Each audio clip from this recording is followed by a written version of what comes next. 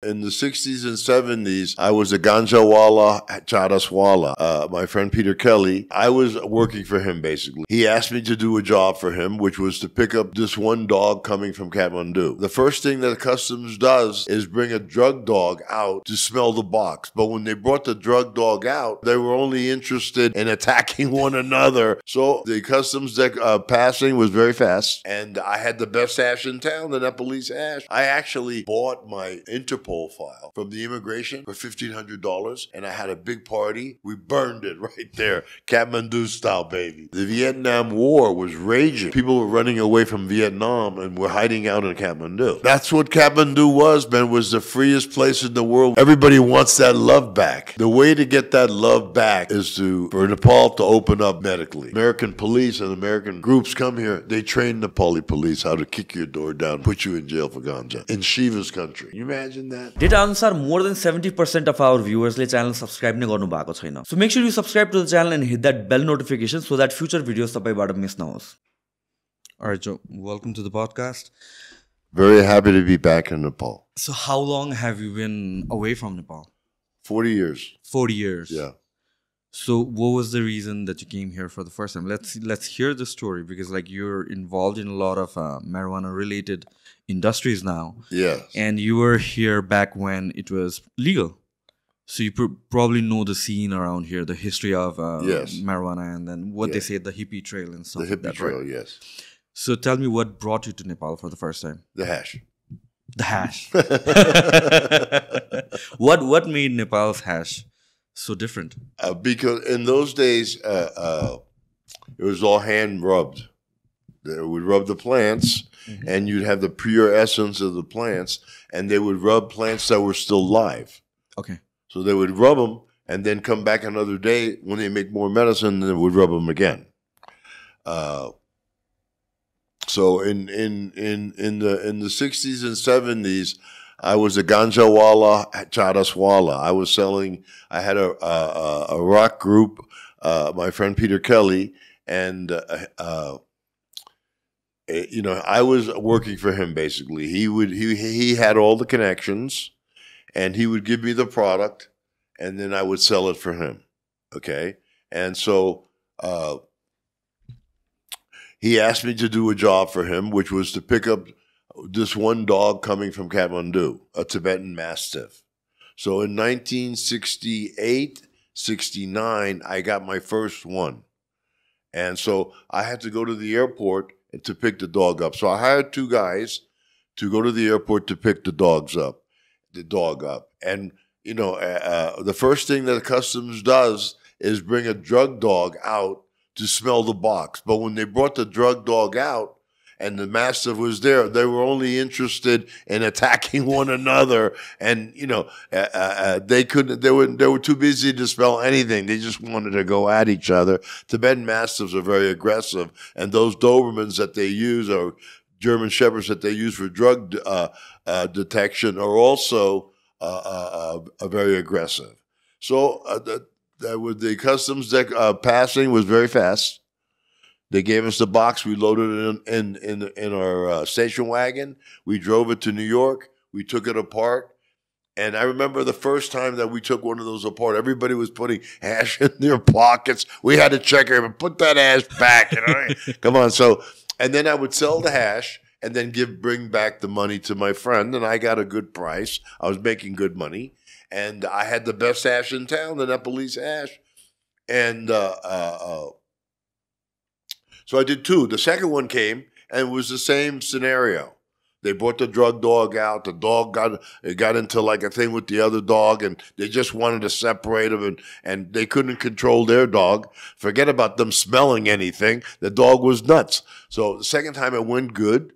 So I brought the money back, and they said, "Well, Joe, now we want you to we want you to bring this money back to the connection in Nepal." You know, so they sent me back to India, where I met the connection in Goa, and then from Goa we came up to Kathmandu overland, and I got to Kathmandu like the beginning of 1971, end of 70. Okay, so when I got back, my connection was under the protection of the Chini Lama. So when the Chini Lama saw me coming, he knew I was the money man. Right? He knew I was the money man. When the Chini Lama saw me, he took a golden ring with a beautiful turquoise, and he put it on my ring. I gave me the ring, and he said, "Now you're my son." The first time you ever met him? Yes, because he knew I was the money man. Okay. So right away, the two people that were involved, Nat and his wife, they got very jealous. So at that time, we were preparing to. It was the first time that the 747 flew to India. So that had a bigger cargo plane, a cargo hold, right? So we planned to send a horse, a baby horse.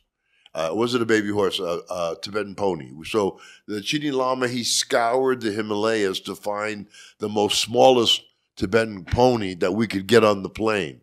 And I helped build the crate and the whole thing. But the Tibetan pony, he was an old one, maybe 18, I don't know, old one. He had gray hair. He was nasty. If you go by, he bites you. You know what I mean? It was a nasty old horse. And so we packed the horse with about, I think it was about 100 kilos or like that in the crate. And so I built the box.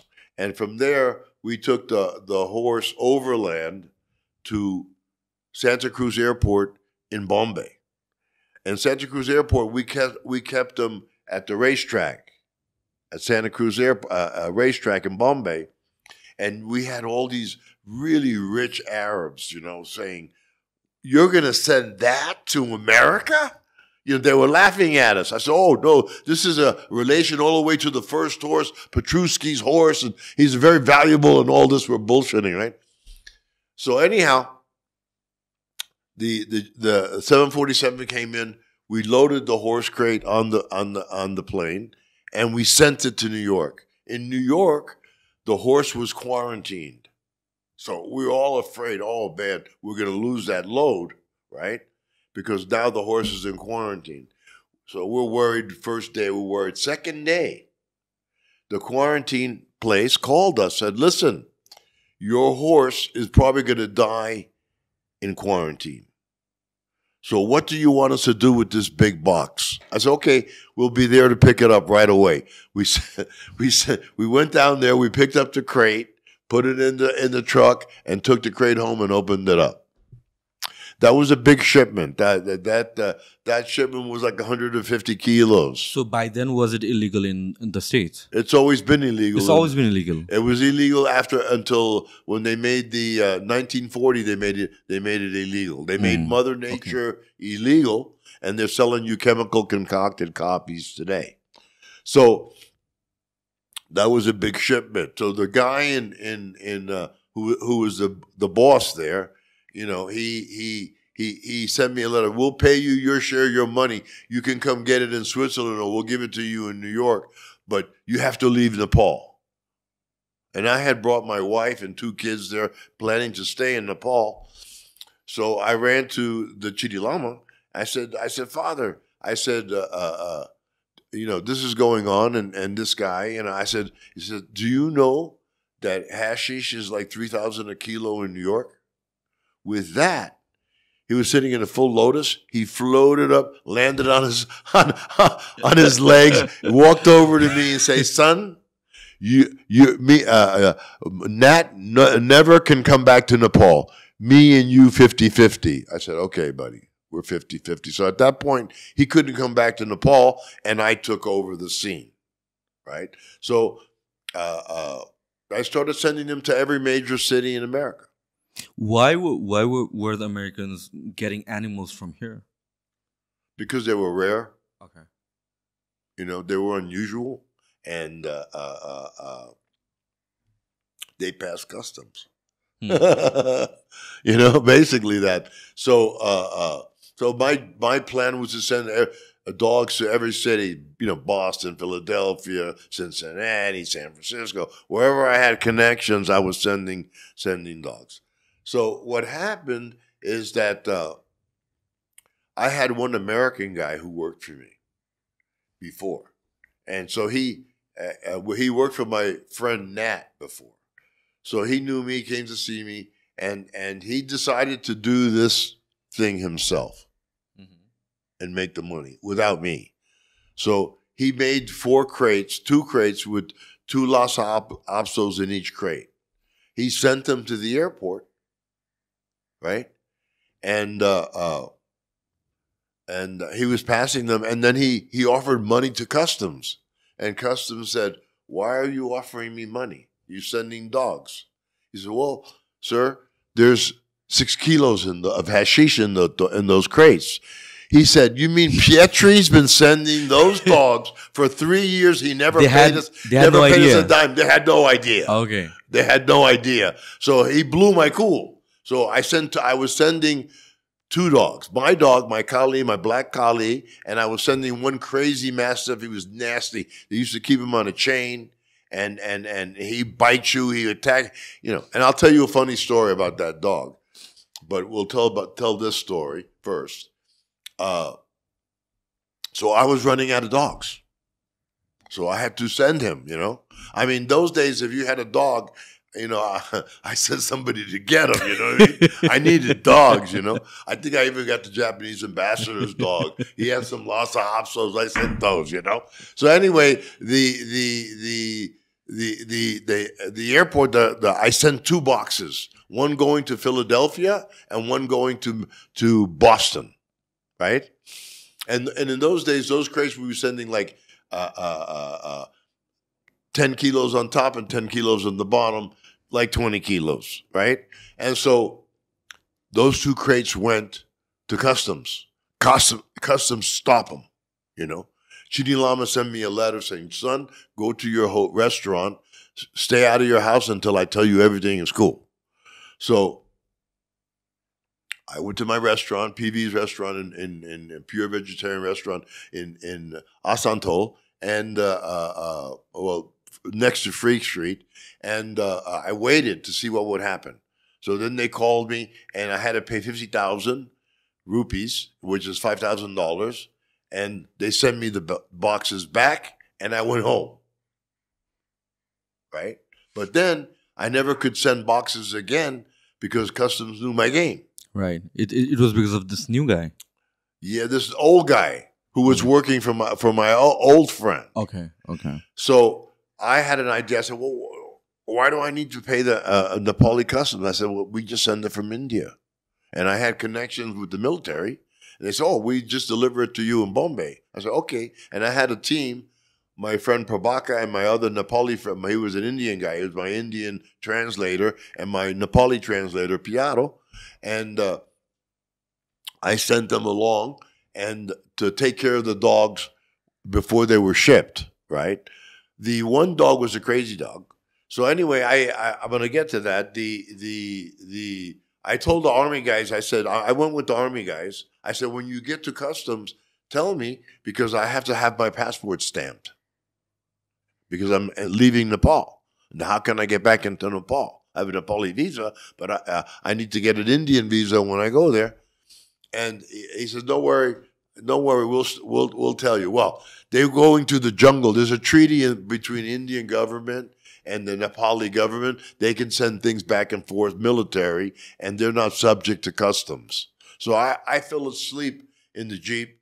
It was a Russian Jeep, and I fell asleep. When I woke up, I was nearly in Calcutta. I was on the highway 50 miles from Calcutta. I was mad. I said, "Man, you got me in India. I have no visa." Right? Mm-hmm. Now, I checked into the Park Hotel. I had my team on the ground, and I had hired 2 hippies to send the boxes because you need somebody's passport.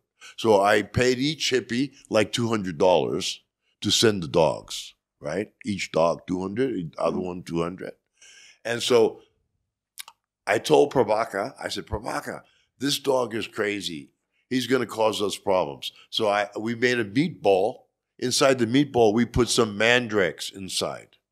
We knocked that dog out. And I told my friend on the other side, he said, "When you get this one you keep, that's my dog. This crazy one, I don't care what you do. Shoot him, whatever. Just get the hash because he's going to attack everybody, right? So I sent my team to the airport, and he gave the dog the sleeping pills, right? And the other dog was cool, right? And we sent them to the airport, and then I went overland to Bombay, to Delhi, to wait for the message, "Happy birthday." When I get the happy birthday telegram, then I know everything's success. That's right? a secret code for success. That was secret code for success. But I went to Delhi, and my friend in New York said, "Man, the crate that you sent me was empty."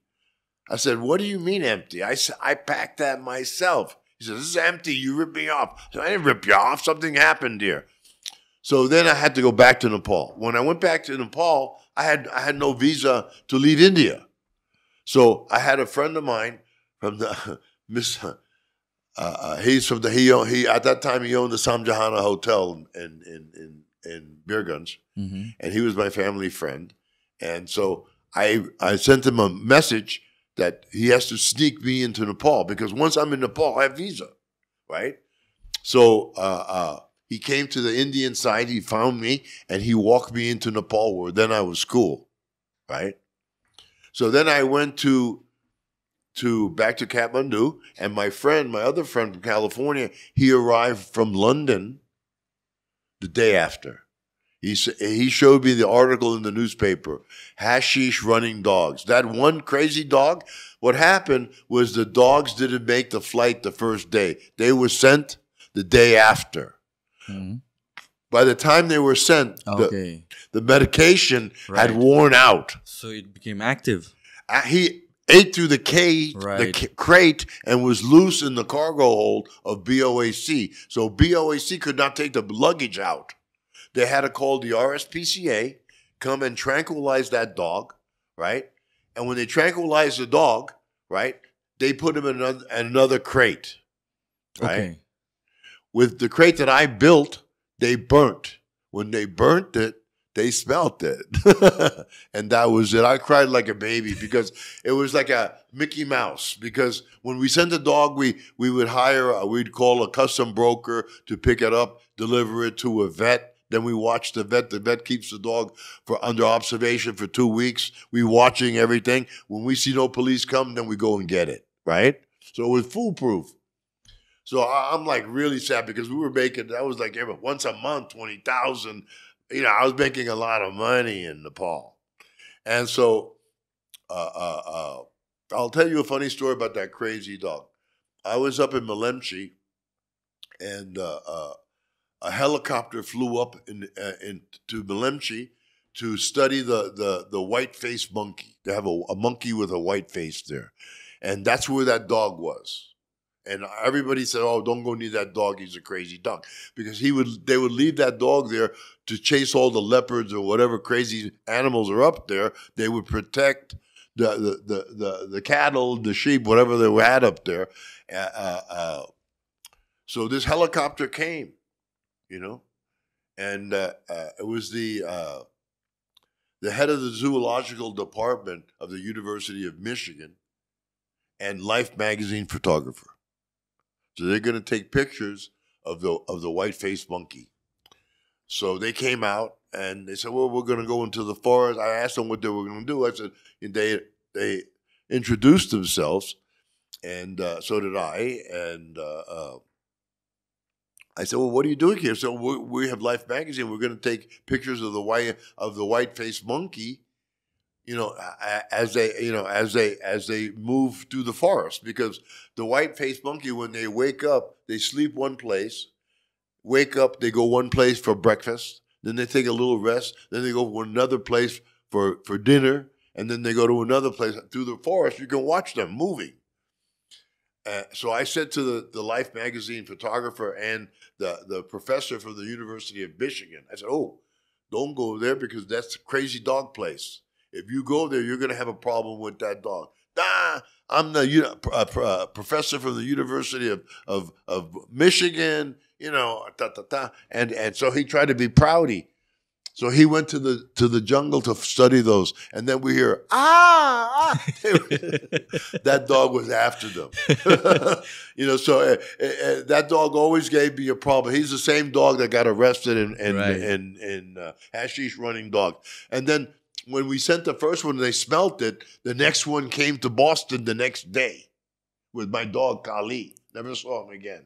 And so they caught two dogs in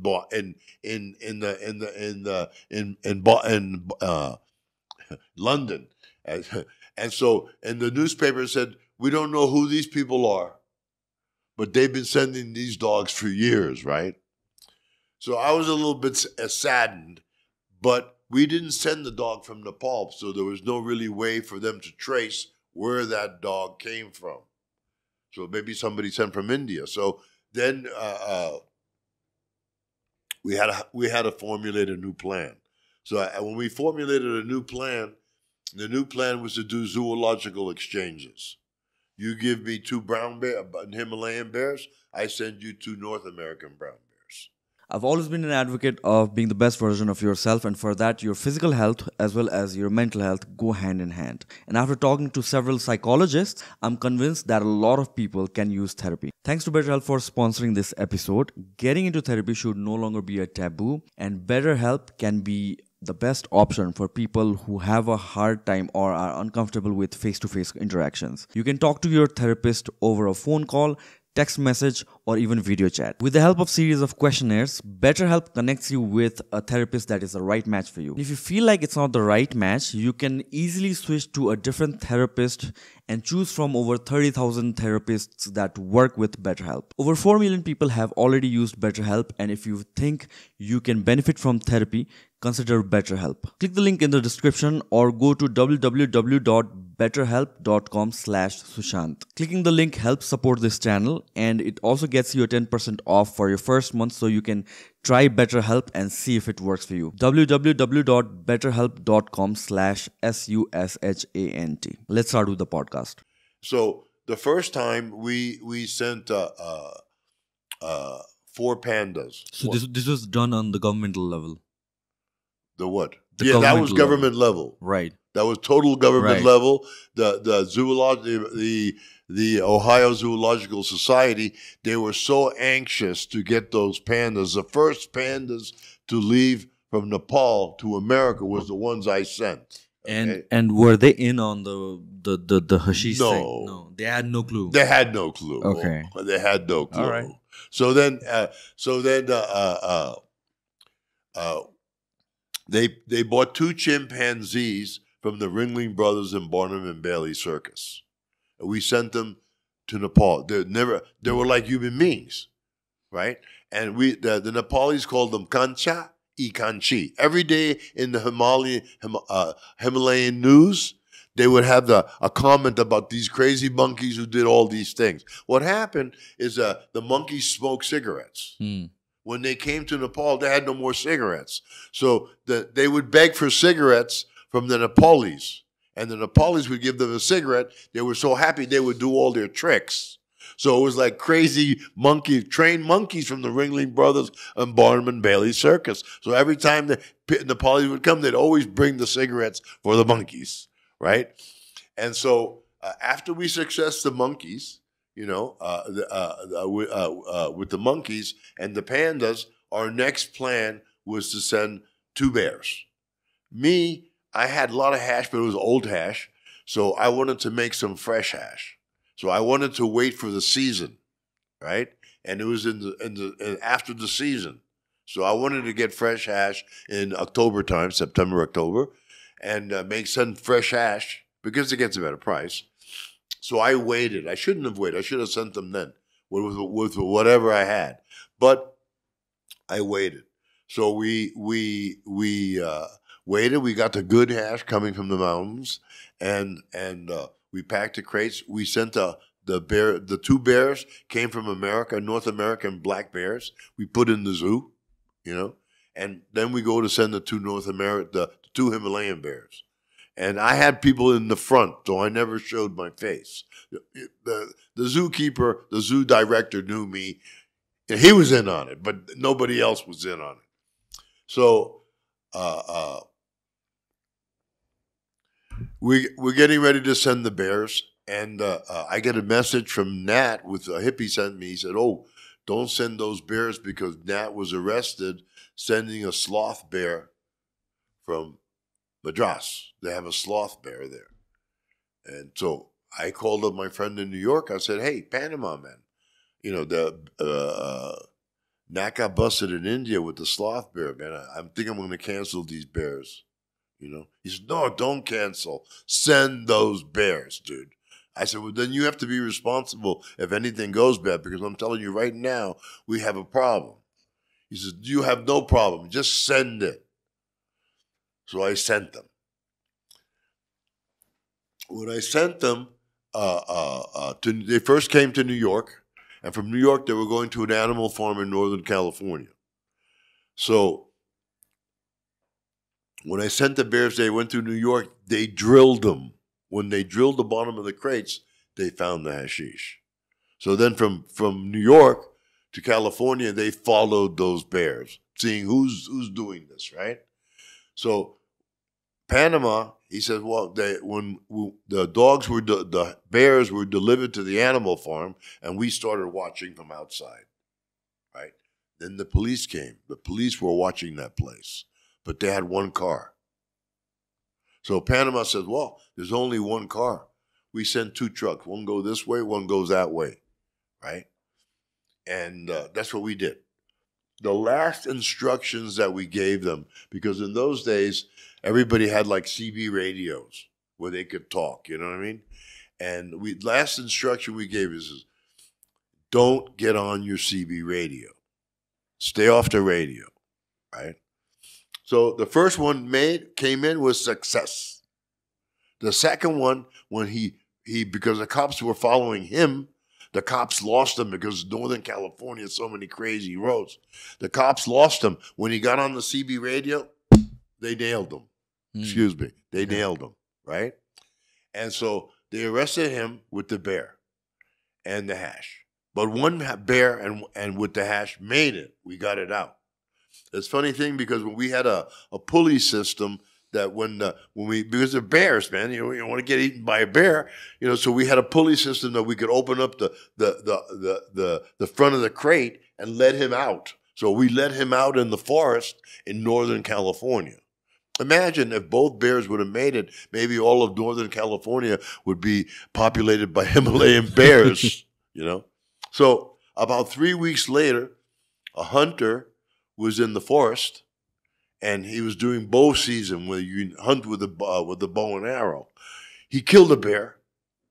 The bear had the white stripe in the front. That was my Himalayan bear. So he took that bear to the ranger station. He said, "Man, what kind of bear is this? This is not an American bear." "No, that's Joe's hash running bear, dude." Right?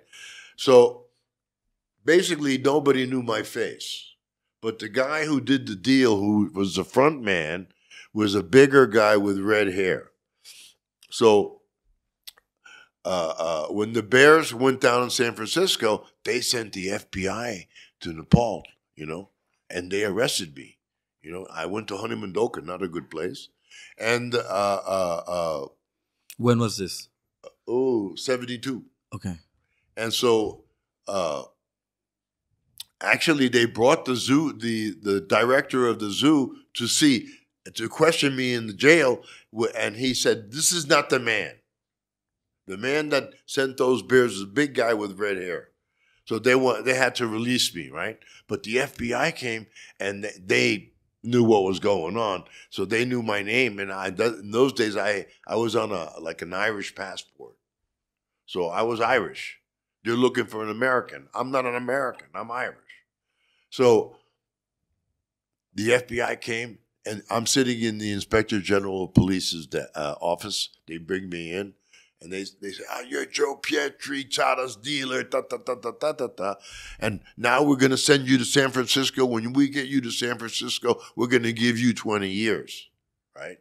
I said to the IGP, I said, "What is this guy talking about? I have an Irish passport. I'm here from Ireland. I don't know what the hell these guys are talking about." And they said to me, "Pietri, are you going to sit there like a bump on a log? They wanted me real bad, you know. So I got really scared, and I thought, oh, I'm not going to go back to America to do 20 years, man. Give me a package of Mandrex. I'll finish it here now. And I wrote this really heart-throbbing letter to the Chini Lama, and I tried to commit suicide before they sent me back, you know. But they arrested. I was under arrest. They took me to Beer Hospital. They did a lumbar puncture, and after 2 or 3 days, I woke up. I was handcuffed to my to the bed, feet and hands, and you know. Then they brought me back to Honeymondoka. You know, life is very precious, and so when the Chini Lama did that, he did a long life puja. So if I was dead, he brought me back, right? So I'm in Honeymondoka, and this one guy is being sent from the royal family, and his name is Dharma. He says, Joe, you want to go home, take a shower, relax, be with your friends, smoke a little bit. You know, when everything is finished, don't. Everything is okay. Be cool. You know what I mean? Because the Chini freaked out. You know, my boy. You know, bring him back. You know, and so the Dharma, the police guy, said, "Listen, you want to go home?" I said, "Yeah." He says, "You have ticket, money for a taxi?" Said, I've got money for a taxi. Let's go. So they took me back to my house in Boda. All my friends are there. I took a hot shower. I cleaned up. I was a little bit fucked up from the pills, and it took me about 2 months to recover from that. But in the letter, I would say, before I do anything against any of my friends here, I'd rather be dead. That was really like a shock to them, because they're so precious as life here, and they loved me, you know. So they took me home. They took me to my house, and they said, listen, tomorrow we're going to do. So now the FBI is sitting there waiting for me. They're going to take me back, right? And so Dharma says, tomorrow we're going to deport you to India. When you get to Bir Gunj, then no problem for you. You move to another house in other side of the valley and keep on going. So when I got to Bir Gunj, I went from police station to police station with chains and feet, the whole thing, boom, boom, boom, from Kathmandu to Bir Gunj. In Bir Gunj, the IGP came up to me, unhooked it. He said, Joe, no more problem for you, man. Go other side of the valley. So I called my friend in the Samjahana Hotel. They came and got me, and for a week I was eating chicken, food, massages, trying to get me back together again. I sent my girlfriend to Boda. She collected what money I had and things I had, and she came back to a Bir Gunj. I had my passport. She brought my passport, and then I just walked across the border to India, and then from there I went to Calcutta because I had like a base of operations there. And in Calcutta I went to Puri, and when I was in the Honeymondoka, I have a very good friend, and his name is dead now. His name is Patrick, and he came to Honeymondoka, and he opened up his jacket. And he showed me my new passport. I had a passport that says I was Anglo-Indian. Okay. My mother was Indian. My father was British. I passed perfect for that, you know. I didn't have an accent, but, you know. So I took a train to Puri. I did all the trips in Puri and everything. I stayed at the beautiful hotel. They're very dangerous water. Yeah, it's heavy, heavy current. And I recovered. And then on the way back from Puri to Calcutta, I burned my old passport, my Irish passport, and then I now was Anglo-Indian. Now I was cool in you know, totally cool in any Commonwealth country. Okay, so when I went to when I got back and I had an English passport, I went back to Kathmandu. And I saw one friend of mine there. I didn't feel comfortable because I always have to look around my back. And, you know, I was paying the police, paying immigration.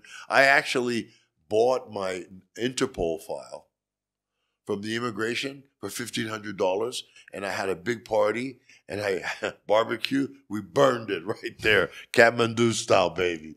And so, I had very good connections in Nepal, but I didn't feel safe. And plus, everybody knows I'm wanted now. Everyone's gonna call. I'm gonna have to pay everybody off. So then I went back. I had one friend of mine in Boda, and he had become addicted. So when I saw the condition that he was in, I said, "Look, man, stop doing that shit and come with me back to Calcutta, and I'll take you to Mr. Fong's opium den, and we'll, every day you'll smoke less and less and less and less. One day, in maybe a month or two, you'll be clean," which was the plan, and this is what we did. And I had an American Express traveler's check for $1,000. So I said to him, "Okay, look, we'll take a taxi we'll ride the bus to a truck down to Beergunj. And Beergunj, I have enough money. We'll take a taxi to the ferry. We'll take the ferry over to Patna.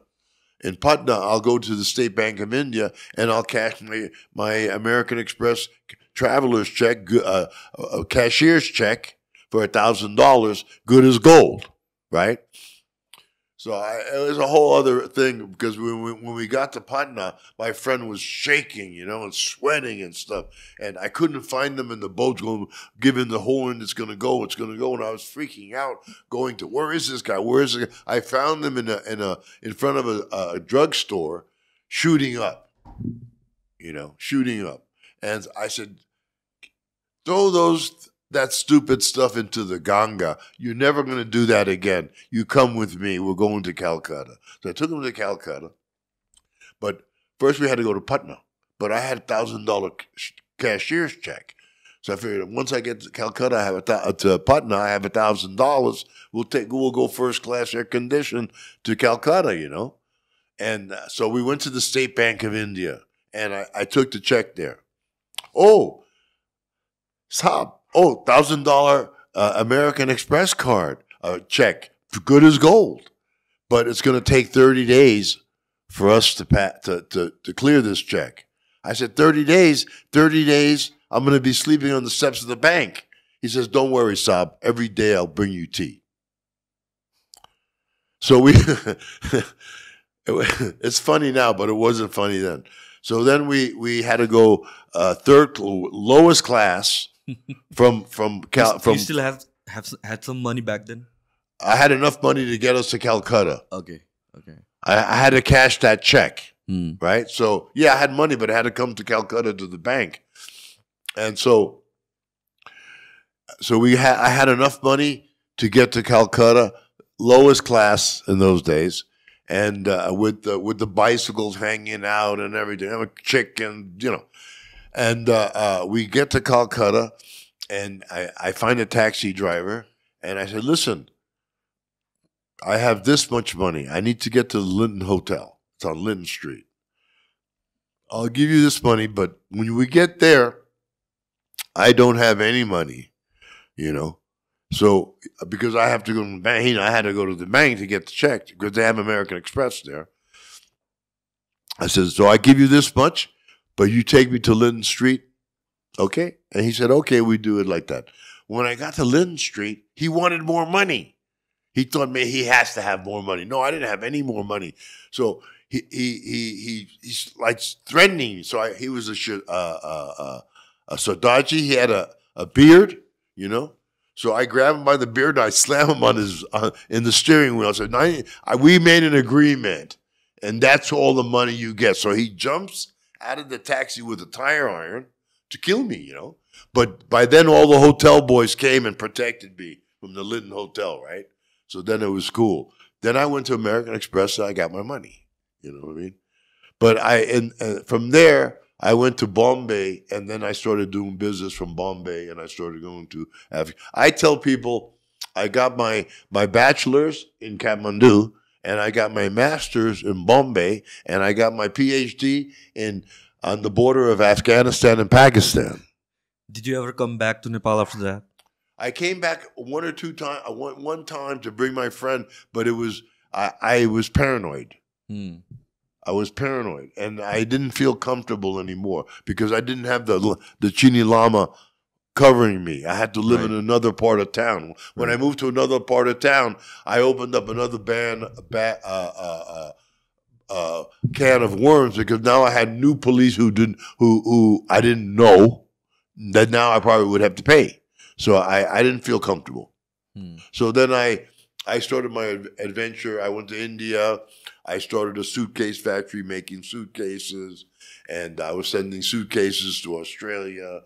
And I had a suitcase factory in Bandra, and I was bringing hash. I had a 50-passenger, 60-passenger Mercedes truck for hippies and for tourists, and I would send it. I would send it up to Afghanistan, load it up, go through Pakistan, load it up, and then come into Kashmir and load it up. From Bombay, I would started to vacation in Kashmir. So I had a houseboat in Kashmir, and I had a condominium, like an apartment in Bombay in Koof Parade, and I had the suitcase factory, and I was sending a lot of suitcases. And I had a routine. I would get the hippie girls on the beach. I'd clean them up, get their haircut, shave them, put all nice clothes on them, and then I would build the suitcases and send them to Sydney and Melbourne. And I success a lot.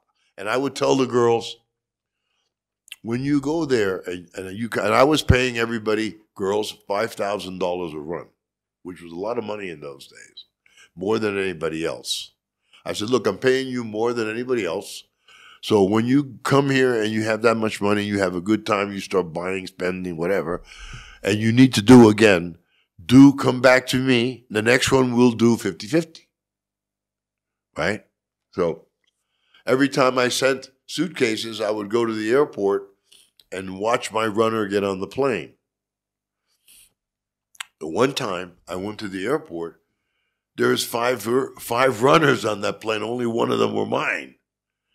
You know, the girls opened their mouth and they told a scam, and they had met my connection. So I sort of got snaked out of that, right? But when I came back to the factory to my partners there, I said, look, we can't do this anymore from the airport here because something bad's going to happen in Australia. What we do now is we just make the ready-made bags. If they want to come in, they bring me 2 suitcases empty. I'll give them 2 suitcases full, packed, and they pay $5,000. So then I started that business. And then because in Bombay, it's hard to get fresh hash. So I had this 60-passenger bus that would go and get fresh hash and bring it down to Bombay. So I had it was brand new to me, but a bus. So I went to Iran to change the carnet. So I was going to meet the driver in Iran. When I went to Iran, they didn't want to give me a visa. They said, you don't have visa? I said, no, I don't have a visa. I need a visa. He said, you need a visa. You can only stay here 3 days, and then you have to leave the country, which was a problem because the bus, I'm waiting for the truck. So Iran in those days was under the Shah. Every other person there was the police, the taxi driver police, the hotel man police. It was like a police state. You know, you go to the bar, try to find hash. If you talk hash, everybody paranoid, right? So it was illegal in Iran. It was illegal in Iran, but opium was legal. What about in India? In India, it was wide open. Okay. Just like here. Just like here in those days. But it was illegal in India, but it was, you could just pay the police and go away. In Bombay, they had one hotel there, the Ambassador Hotel, which is a hippie hotel for smugglers. And in every floor, you would hear pounding, where they were making suitcases. It was unbelievable. What do you mean with suitcases? How would they make that? They would take a fiberglass, they would put silicone on the outside of the bag, and then they would make a fiberglass cover of the outside of the bag. Then they would pop it off. So now you have the perfect insert. So then we would take the linings out. We'd put the hash in the bottom of the bag, and then we take that insert, put it in, okay, and then put the the cover back in, the lining back in. So it was good because nobody suspected it, and I was using all these girls, and they were beautiful, and so in Australia they needed girls. You know what I mean? There was shortage of girls in Australia, so I was doing that. One time, I had one girl who she was from Kent, and when she came back from Sydney, she said, I want to go home. I want to spend my money with my family. I said, that's great. She says, but I have 2 girlfriends.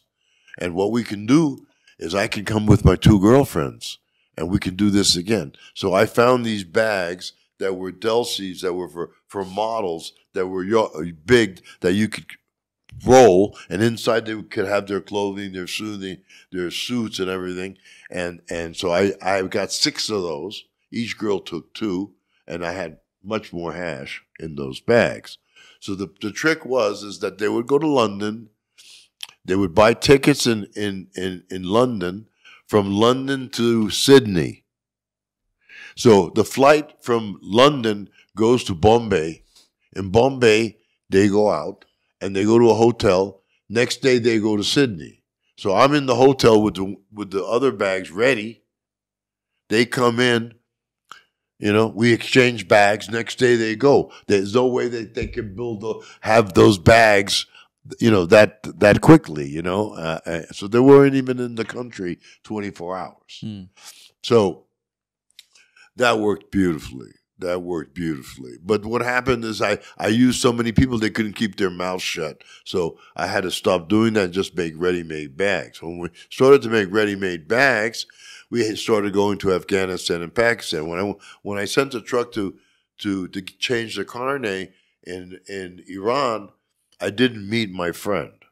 So he on his own, he went to Afghanistan and he loaded up with Afghani. And in Pakistan, I had a connection. I had a whole trip going. I had portable acetylene torches, all the best equipment. And my friend's brother was the head of the customs at Torkham Khyber. So we would tell the driver of the truck to come to the border just before closing around 4:00. And then my friend, who was a customs guy, would pick up the truck and take him to the factory where we had. And the factory, they do the job next morning, 4:00, 5:00 in the morning, they go. They get to Lahore maybe 3-4 hours later. So the trucks hadn't even been in the country 24 hours, and they were loaded and into India within 24 hours. And we were fast. And then I have the hash in Bombay. I was selling the hash I was getting for $10, $20 a kilo, depending on the quality, and I was selling it in Bombay for $3.50. How much was it here? The price of hash or marijuana back then? Marijuana was free. It was free? Yeah, because I one time I'm walking in the market and there was this bearer with a big bag, 2 of them, with those bags that they call big straw bags, big bags with produce inside, and they kept going like that to me, So I said, "What's up?" And they said, "Oh, ganja." So they had like 2 bags, like mund, full, And so I made a deal with them. I think, I maybe bought 50. I don't know how 70 pounds for like, $5. So I would give everybody free pot. All the hippies they got for free. But, those days in Shivati, the king would send a truckload of weed and give to the sadhus and to the people in Pashupatinath. Free. But I would give it free to hippies anyway. So I wasn't a hippie. I was a business guy. And so it's funny because I didn't meet my friend in Iran because it's so strict there, right? So the plan was that we'd meet back in Kashmir, where he had a houseboat and I had 2 houseboats. My one big houseboat, then I had another houseboat with girls that I used for runners, right? Those English girls. So I was worried. I said, man, yeah, I'm there. I didn't hook up with him. What's going on? What's going on? A few days later, he shows up at my houseboat. Oh, man, I was so happy to see him. So he said, okay, come on, let's go to my houseboat. We'll relax and we'll smoke. So this is very funny. So I said to him, because I was a young guy, I never drove a big bus like that. I said, oh, come on, man, let me drive it. Let me drive it. Right? Like a young punk, like a young stupid. So I drove the big bus and I got it caught in a street. Couldn't get out, couldn't get in. We had to leave the truck there until we could come in the morning and see what the hell we were doing. So that's what happened. So next morning we went there, and the bus is surrounded by police. Oh, we were all scared. They said, oh no, Inspector General of Police wants to talk to you. So we go to the Inspector General of Police's office, and he starts a question. He says, what are you doing? We told him, well, we're going to be bringing tourists and hippies from Goa. When it gets too hot there, we're going to have the bus. We're going to bring tourists up here for the winter and the nice weather here. And this is our plan. We're going to be running tourists back and forth. With that, the Inspector General of Police in Kashmir opened up his drawer, put out most beautiful hash you ever saw. He said, man, forget the tourists. You need to work for me delivering my hash to Bombay. And so we're scared, we're scared because this is illegal. We don't want to be in any trouble in India. And so, we disappointed him because we didn't take his deal. So we drove the bus back to his houseboat, and we loaded it up underneath with the Kashmiri, even while we knew we were being watched. We did it late at night. Boom, boom, boom. So now we drove from Kashmir through the Rajasthani desert all the way to Bandra to Bombay with 3 different kinds of hash. Okay, and we got to Bombay. I had the best hash in town. I had Kashmiri, I had Afghani, I had really good Pakistani, and so I was making my business like that. So, so that's basically my story there. I have to think about what happened. Let's see. You want to take a short break? Take a short break. All right.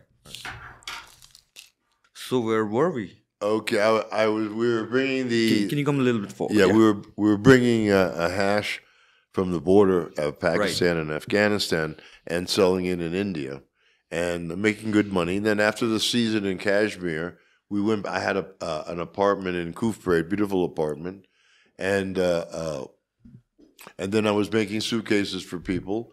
And the problem that I had in those days is I had an Anglo-Indian passport. I could stay in India forever, but I couldn't leave, right? So I knew this one gang, the Birmingham boys, and there was one guy there, a very good friend of mine, and he would let me use his passport because the problem that I had is I sent the hash and there's nobody there to collect the money. So I had to go back and collect the money. What do you mean, like, he let you use his passport? I mean, like, doesn't it have a picture? I take the picture out. So it was very easy. Very easy, right. and put my picture in, same stamp, same everything. All right. And so so I would use David's passport, and I would travel. I knew his whole identity, everything. I would travel around and collect my money in Montreal and this. And I wouldn't come back to America because I was wanted in America. So I would go to Canada, and I was working out of Canada. And one time, I'll tell you, I brought some antiques from India, and some jade pieces, some porcelain pieces, and stuff. And I went to a store in Vancouver, And they were an antique store. They saw all my stuff. They were very impressed. I said, look, I'm back. I'm just here from India. I'd like to sell some things. She said, oh, come back on Saturday because we have a bazaar. You can join us. I said, great. So I went back to my hotel room, and then I went out and had a steak, right? Went out and had a steak. When I came back, right, I saw like an American-style like cop car parked in front of my hotel. Right away, my radar alerted me. What's that? So I went into the room. When I went into the room, I got grabbed and slammed against the wall. And all of a sudden, I was like, had two cops in there. There were two cops that were from New York. They had changed from New York. Now they're working for the Canadian police, right? So they had searched my whole room, and then I had a little 35 millimeter film container, right? And they shook it like that, like if there was something in it. Actually, it was a piece of turquoise that was gem quality, And I didn't get shake up. I didn't have any drugs on me or anything like that. And they said to me, you have an English passport, but you sound like you're from New York. I said, yeah, my mother's English, my father's from New York. And they let me go, man. They checked my passport, look at it like that, and they check it. It was perfect. But I got real scared out of that, but I hid it. The next day I was back to India, you know what I mean? But I was working in Pakistan, and I was living in Bombay. And so I was doing good business. And so I met some people there, and they said, well, we can get you English passport directly from the government. We have a person that's mentally challenged. We'll just use your picture, you sign all the paperwork, and you'll get the passport. And I said, well, if you do that, I'll give you all one run with suitcases and oil, and you keep the money. That was like $50,000. So I paid $50,000 for a passport from England. That was perfect. I was that person, even when I got caught. Well, what happened is when I was in Montreal, I started living in Montreal and working out of Montreal, and I ran into some people there, and we started talking, so we sort of joined. And so he had a way of bringing in oil. In those days, they had a Kodak film projector that came in a case, a fiberglass case, right? So you could carry it, and it was double-sided, but inside it was empty. So I would take oil and pump it inside, right? Seal it and send it with a runner, right? It was a very good way to get it in. And so I had done a couple of those things, and I met this guy, and he said, well, you have a connection, this and that. I said, yeah, I have a connection. I can get you whatever oil you need and how much you want in the tribal zone. He says, okay. So we planned on meeting there, and I had one runner there. And it's funny because in those days I had two guns, one here, Pakistani style, And so we had a little bit of confrontation because he wanted to be bad, So I said, okay, here's one gun. I have one gun. Go for it. He got scared, So he showed up in Pakistan with like 13 runners, right? All carrying the same kind of equipment, or Canadians. The plan was for them to go to Nairobi and go on a tour and say they were robbed and all their passports and money were stolen. They would go back to the embassy. They would get new passports and then go into Canada. It wouldn't look like they've ever been in Pakistan. That was the plan. So I was in Pakistan, and I had another English runner, and I was getting ready to go, and I was in Karachi, and I didn't want to stay at the Sheraton because it was real expensive, and I didn't want to waste any money. So I stayed at this one hotel.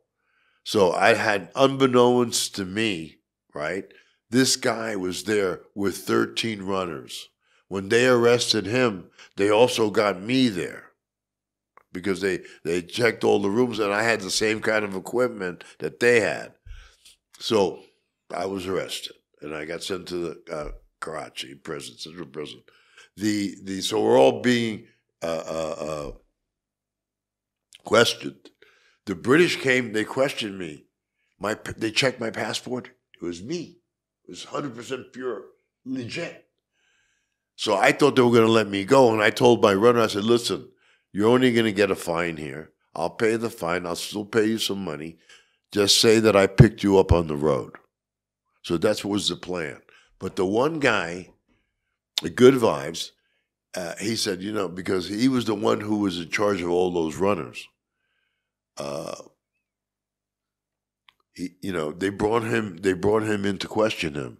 And they said, well, okay, but who is this guy? He's not English. He says, no, that's Pietri. And so he used my name to get himself out. So from there, I got sent from Pakistan back to the States. And so that's where I lost everything at that point. The only thing that saved me is because my English runner said, man, these guys just ratted you out. And they had like a 500-kilo shipment or a 300-kilo shipment in a truck going to Copenhagen or something. And their plan is to get out of jail. And because he was also arrested along with this group, even though he wasn't part of the group, right? You know what I mean? He was arrested along with the group, but he wasn't part of the group. And he was scared because if he goes to jail, he has 300 kilos going to Denmark. And so their plan was that we'll put the heat on Pietri. That's who they want. And we'll get out, pay our fines, and that'll be that. And so that's basically what happened. The government, American government, was more interested in me than any of those people. They paid their fines and the whole bit. When I found that out, I told that cop, I said, hey, none of these runners are mine. I got one runner, that's mine. He said, they're putting the heat on me while they get 300 kilos across, right? And I said, so I told them that. That made them very happy, right? So when they brought me back to the States, I had them on my side because I just helped the guy catch 300 kilos. They gave me I got out on bond, and basically I got paper. I had to report for 5 years. I had to report, And those days I had mob connections. And I was involved with 2 different mobs in New York. And so one mob chief, he said to me, well, when you get off of your paper and you're finished and you're clear, we'll start to work again. Other mobs said, oh, can you do anything? And I had Ted, my best friend, was in Bangkok. He wrote me a letter. He said, listen, what do you want? I can send it to you, I said, okay, can you send me some boxes? He says, I'll send you some boxes. He says, I need a picture, the cargo hold that it's in, and the cargo paper. And in New York side, I'll steal it. I'll have it stolen. So that was the plan. And so when he did that plan, when he sent me the paperwork and everything, the pictures of everything, I went to the other mob guy. I said, look what I can do. He said, you can do that? I said, you see it? He said, okay, how much you need? I want 5 tons. So he gave me 50,000. I sent it to Bangkok, and I have 5 tons in a container ready to come. So now I'm on probation, like a parole, and I have to report and all this bullshit.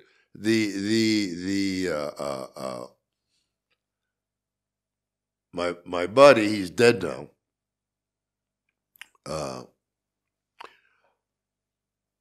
He said to me, in those days, I had a connection that had a 48-state interstate trucking license. So we have many trucks, many drivers. We just assign one truck to go to the dock, pick up a box. They don't know what's going on, right? So I told little Tony, I said, Tony, let me do this. This is my job. I have a trucking company. I just hire one of the truckers to go pick it up, and that'll be that. No, this is my job. I got to do this. This is this. This is that. This is this. And we can do it and all this. So I said, okay, but you have to be responsible for half of the money I laid out. So the boat came in on a Wednesday, right? And then nobody picked it up. I was sitting in a house in Brooklyn waiting for, those days we had beepers, and waiting for the beep that they cleared the box and coming to deliver. And I had a house I rented. You come in the front door, and the backside was a service road. I had another truck, so the box goes through the house into another truck, and then that truck is gone. Right? That was the plan. Wednesday came, nothing happened. Thursday came, nothing happened. Friday came, he calls me. He says, when the box came to be passed, the paperwork was signed, but the box wasn't wrapped with that it had been inspected. So they opened it and they found it. They said that was the most beautiful weed they had ever seen in their life. Right? So I was a little disappointed. I went to see Tony.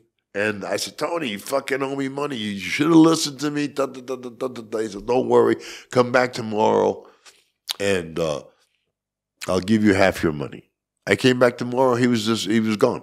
I came back for a week every day. He was gone. 2 weeks every day. He never showed up. Finally, mail started to collect in front of his door. He wasn't picking up his mail. So I said, the hell with that. I'm going back to Colorado. So I went back to Colorado. Within my mind, knowing that I was doing 5 ton. Right? This time it would be done right. And so I'm in Colorado, and I get a message. You need to come to New York immediately. So I fly to New York, and I go to meet the big guy, and he says to me, man, if it's cement shoes for me, it's cement shoes for you. You need to stop that box, that container coming from Bangkok. You need to go to the International Hotel and call everybody up that you know, but you stop it. What happened? Tony, in the end, they sent his little finger with his ring to his mother, and they buried that. I didn't know, the guy that Tony was doing business with used to be, his father was Al Capone's bodyguard. I didn't know. So to teach his son a lesson, he had everybody killed up to his son, to teach his son a lesson. And lucky for me, the only thing that my buddy Eddie did that was good is I was going to go to a meeting and meet all these people. He told me, you never go to that meeting. That's where they're going to find out who you are. Never go. So I never went. So they didn't know who I was. But when that happened, I had to go and stop it, which I did stop it. And then I officially left New York and moved to Colorado after that. You know what I mean? So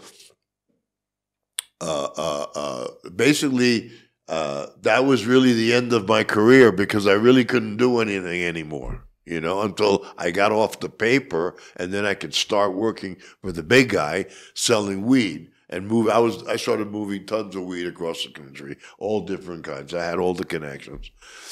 So I managed to get back on my feet, but the heat on me was so heavy that really I couldn't do anything. So I basically was put out of business. But then in Colorado in 2002, they made it legal. I got a license, and I've had a license for 22 years.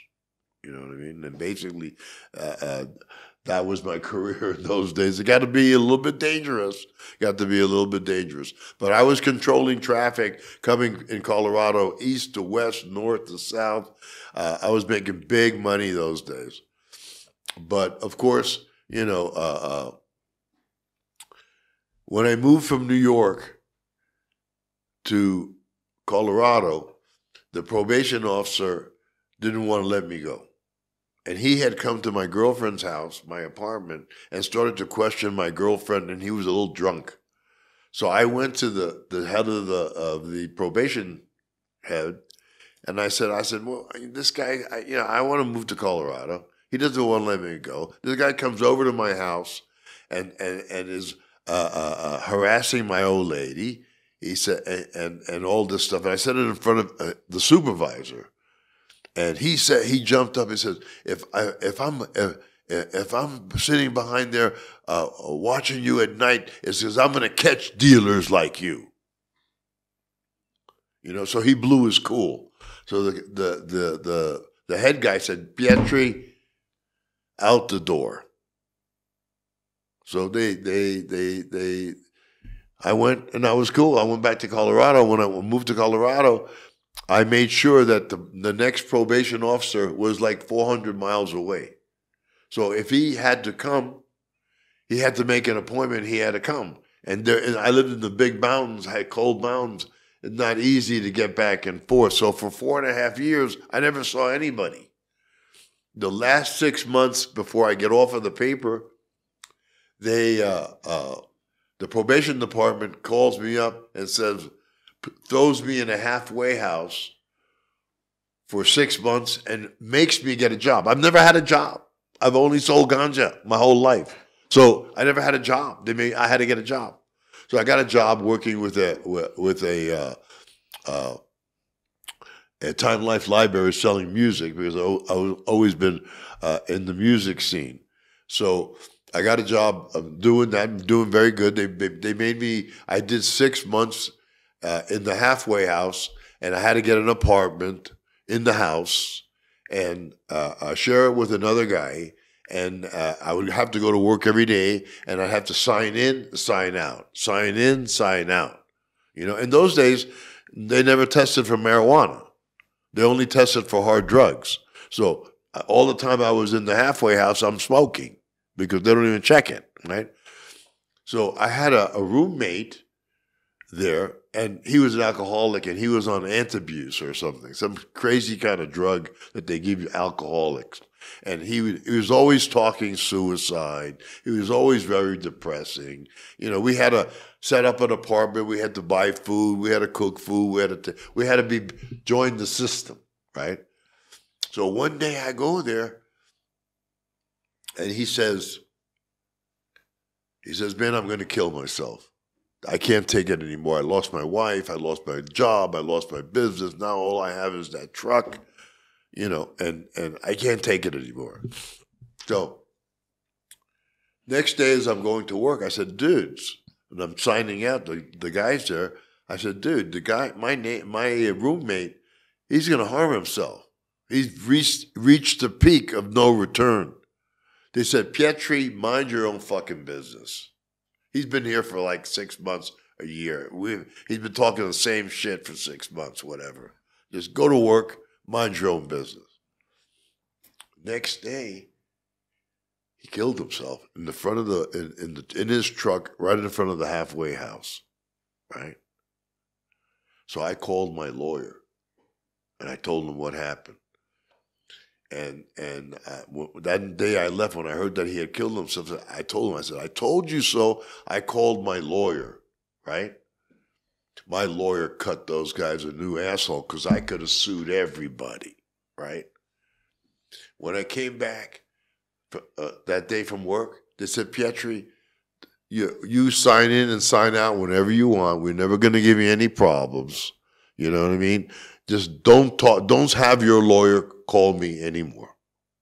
I said, okay. And then I was like free. So I did the 6 months in the halfway house.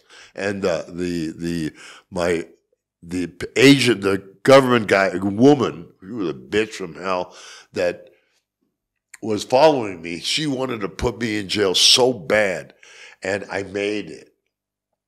I made it through that. So, so basically, then is when I came back to Kathmandu. And then when I came back to Kathmandu, I started getting the carpet business, antique business, Hundi Bank, this, that. I was making money, good money in Nepal. And did they leave you with any money? No. No. No, they took all my money. But when I came back to Nepal, when I got in 1981, when I came back to Nepal, I immediately started to make money in Nepal. It was still good. No, I wasn't doing hashish business anymore. Okay. You know, and then if I did do some hashish, ganja business, which I'll talk about, but you know, I was making money just changing money. You know, I've always been lucky.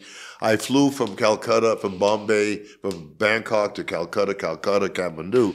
When I got to the airport in Calcutta, I was in transit. There was like 50 kids there. They were on overseas rich kids that they get sent by boat and then they go to India. They have guides and they take them all over. I forget the name of the group, but it's a famous group. So I'm sitting there in with my Crested Butte, Colorado T-shirt, and everybody in that room is from Colorado.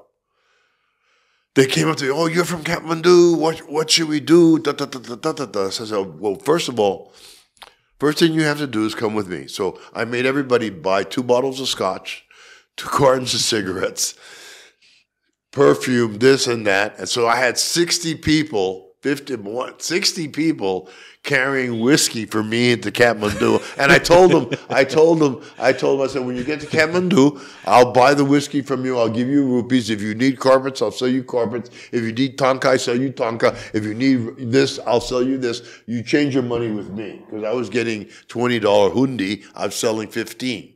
So I was making 25% there. So they came, and when I got to the airport in Kathmandu, everybody knows me, the police, you know, and they came to me and they said, "Joe, look at all the whiskey you got." I said, "1 minute. I have 2 bottles and two cartons of cigarettes. They're their own individual people. You know, you can't blame me for all that whiskey." So I got about 10 taxi cabs full of people and brought them all to Boda, bought all that scotch, all the whiskey, all the cigarettes, changed their money, paid them in rupees, and all the time they were in Kathmandu, they were changing money with me. That's back to business right away. Right away. Right away. Right away. One time the same thing happened to me from Calcutta. I was on a plane and I had a carpet factory in Nepal. At one point I was making the best quality Tibetan rugs in the world. No more. You don't see that anymore here now. And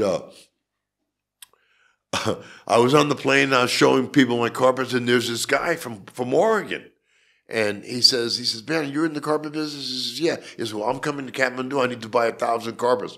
No problem. I took him right to my house, and me and Ganesh went around.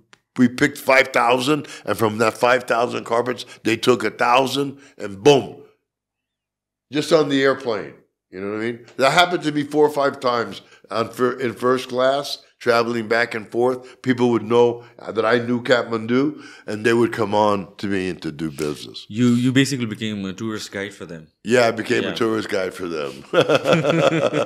And changing all their money. Yeah. Man, I made so much money on that whiskey. Oh, man. You know, and so, and cigarettes, you know, a 555. You don't see 555 cigarettes anymore. Punch. That's gone. No? Or you have 2 kinds of varieties or something you can buy now. But, so I had my little thing going on. And then in '86, the World Bank, the World Heritage Foundation came to Kathmandu. And, one thing, you know, they came to Kathmandu, and they basically were going to make all of Kathmandu Heritage Foundation. But before they can do that, they had to throw all the foreigners out, right? So, you know, I was set up in Nepal, man, and this is the second time I had to walk away from a house full of everything. And so they arrested every foreigner living long time in Nepal, every foreigner who had a private car, every foreigner who had a business, or every foreigner who was involved on the scene in Kathmandu was taken to Honeymandoka. I had a dispute with my landlord, because he was charging money just to come to my office. So he was adding his cut even before I sold anything. You know what I mean? So him and we had a fight. And, you know, so I moved to by Kitchapur University, by the zoo. That side I forget the area, but that side of town, and I moved there clandestinely, and so then everybody being arrested. They arrested all the Manangi money changers. They were arresting everybody. So I went to hide in Chittawan at the Chittawan Hotel, Royal Hotel there. When I got to the Chittawan Hotel, the whole hotel is full of Manangi dealers and Manangi drivers with Corollas. There was Toyota Corolla, Manangi. So I went to the hotel all full of Manangis, dealers, right? And, Joe, man, come on, let's have some scotch. So for 30 days, I'm sitting there drunk, drinking with the Manangis and trying to have a good time. But, the food very bad. You can't drink the water. Coca-Cola sucks. You can't use ice, all this shit. So after about a month, I couldn't take it anymore. I had to come back to Kathmandu. Went back to my new house, and my helper, Fupa, he said, "Man, the police have been coming around asking if there's any foreigners here." When I heard that, I got a little scared, and I had a friend of mine, Rod. And he left some suitcases in my house, right? And so the only thing in the house I hadn't searched were those 2 suitcases. My house was clean. So I said to Fupa, Fupa, we have everything is clean here, but we don't know what's inside those bags, right? We take the bags down. There's hash, there's opium, there's pipes, there's this, there's that. I gave that all to my helper. He was very happy. I said, to get rid of this fupa. So he made a few thousand right there, or a lot of money. And that day I said, you know what? I'm not going to wait till they throw me in Honeyman Doga, man. I'm going to Bangkok, right? So when I went to Bangkok, at that time I had a plan because I had the connections on the docks, So I wanted to send a container from India, and I trusted these Nepali guys. And so I went to the Tarai, and I bought 5 tons, right? A milchi, they called it milchi, beautiful little buds, clean, So I had my Russian Jeep, and I said, I went there, I had all this equipment for sealing with plastic and this and that. So we were going to go there, pack all this stuff up, right, and send it, right? And so Rod and I, we drove down there. When we got to the place on the Tarai where we were going to have, pack everything and seal it in plastic, we needed electricity. When we got to where the weed was, there was no electricity. Where was this place? When you go to Birganj, you go that way. And hey, I'm from Birganj. Yeah. Yeah, my hometown is Birganj. Yeah. I've done a lot of things from Birganj. I've been to Birganj a lot of times. But when I went there was checkposts, all with Nepali guys with sticks. So we had to clear this one, clear this one, clear this one. How would you clear the checkpost? The fix was in. They knew to pass me. Okay. When I got there, the first problem I had, no electricity. So anyhow, we packed it and sent it to India. I should have gone with the load and paid the customs off every state. But instead, I didn't want to do that. So I trusted my group to do that. But what they did, they had to pay the customs. Every time they went to another state, they had to pay more and more and more and more. And so, by the time they got to India, it was 1.5 tons from 5 tons. It was not enough for me to send to New York. It was not enough to pay everybody that had to be paid. So then I was mad because now I'm in the hole, a lot of money to the bad guys, the real bad guys, and that don't take no for an answer, And so I met a friend of mine who, I don't want to mention his name, but he's a very big guy now. And the family said to him, because I was, going to start some problems with them because they owed me a lot of money. It was like a 4 lakh thing. And they said, well, we'll give you our younger brother and he will fix up for you. Okay. So, but let me just tell you, my luck. I flew with that 400,000 through to the Philippines. From the Philippines, I flew from Philippines to Hong Kong, Bangkok. And so I flew Marco Polo class. Marco Polo class, you get Dom Perignon all the way. You know, the best food, you know, beef Wellington, everything cooked in front of your face. Beautiful first class. So by the time I got to Bangkok, I was drunk. So they give you a form to fill out. Are you carrying more than 10,000? So I was drunk. I signed whatever, you know. And I had a meeting in the Montien Hotel one day in Bangkok with my Thai connection because if I wanted to see if I could do it from Thailand. When I went to do it in Thailand, they told me, oh, you're going to have to pay $1 million here right away. I have to pay $1 million here, $1 million there, even before I get my shit. Right? So I couldn't do that. I was going to do a cheaper deal in India and Nepal.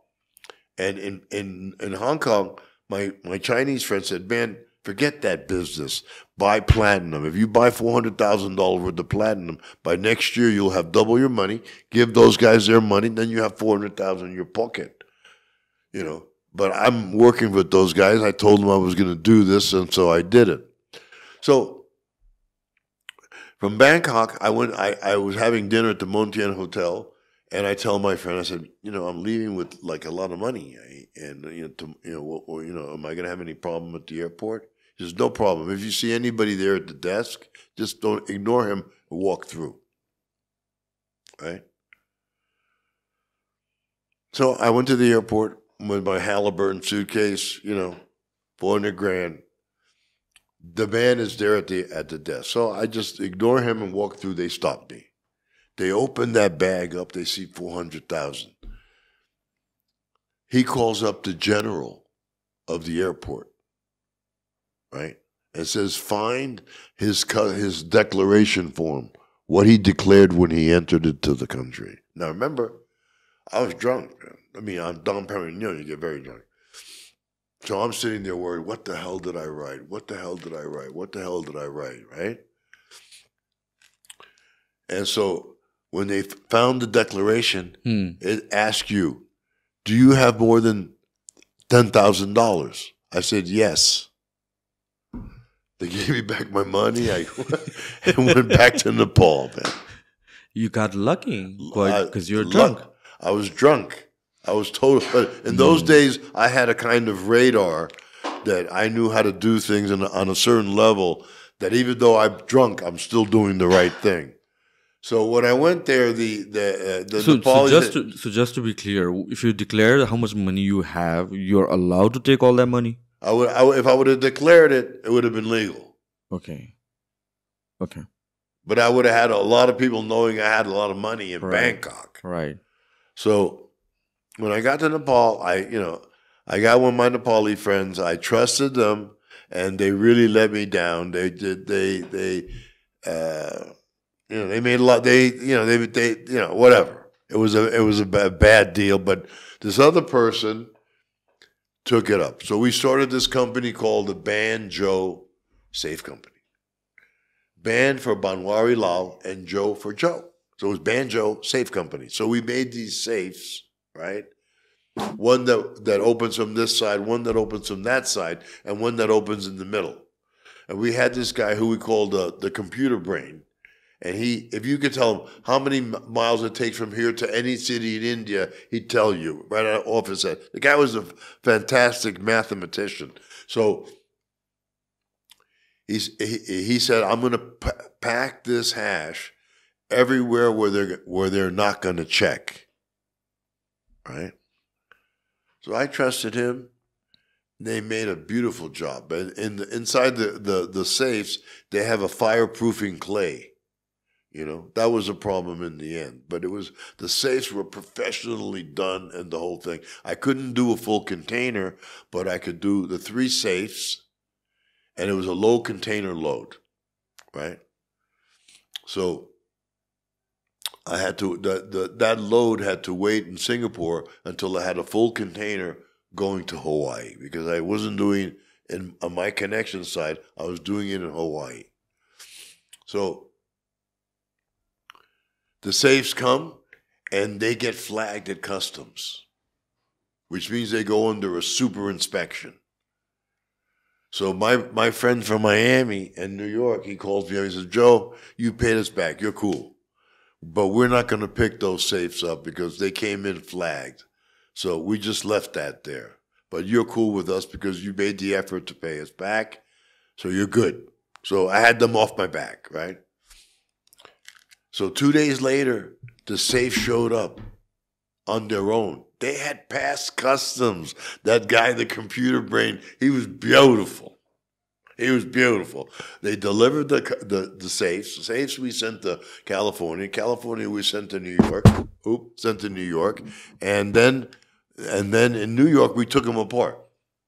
But the clay had dried out the hash. So it was like powdery.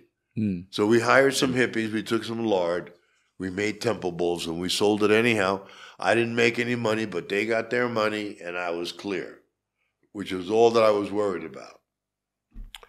But in '86,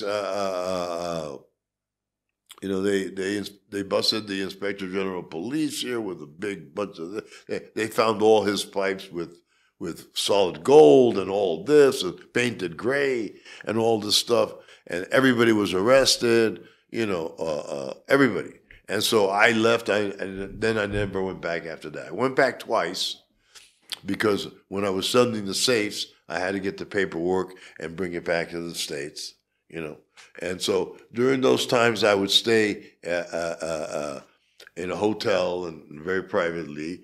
And so one day,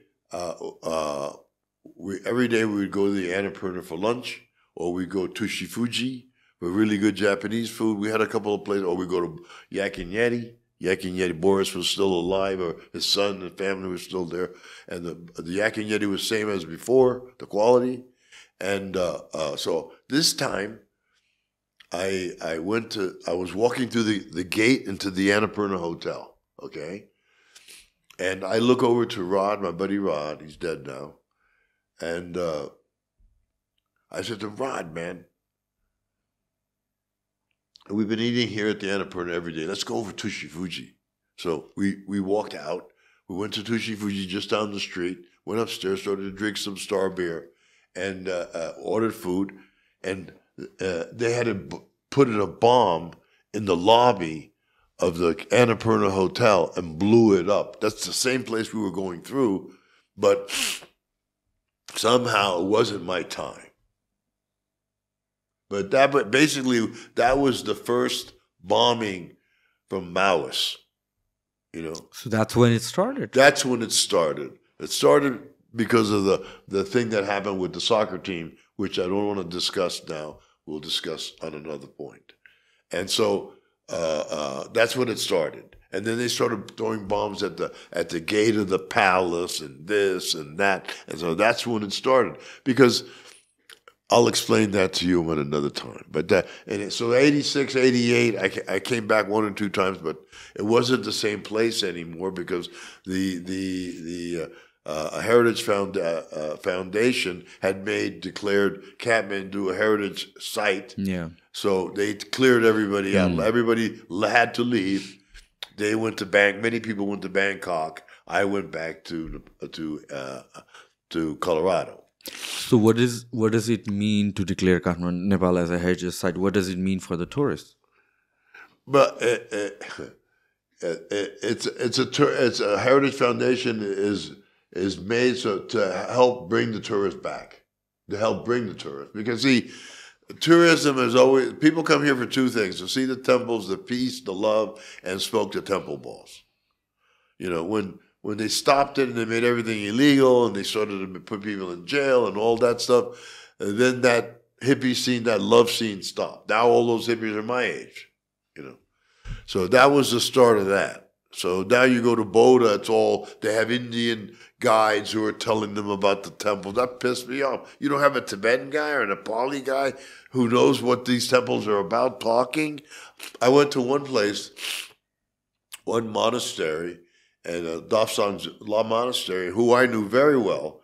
And the Chini Lama had given him some land when he escaped from Tibet, and they started a monastery there. So I knew him very well. And I went there, I said, I'm an old friend from Dafsang Rinpoche. And they came to me and they said, well, listen, we're on a tour group, so you can talk to him after we're finished. And then I listened to this guy, what he was talking. He didn't know anything about Buddhism. He didn't know anything about the history of Bodha. He didn't know anything. It was like a whole tourist thing of bullshit. And so many people, no more Tibetans living there. They all ran away when the Maoists came. They all ran away to India, to America and Canada and Europe.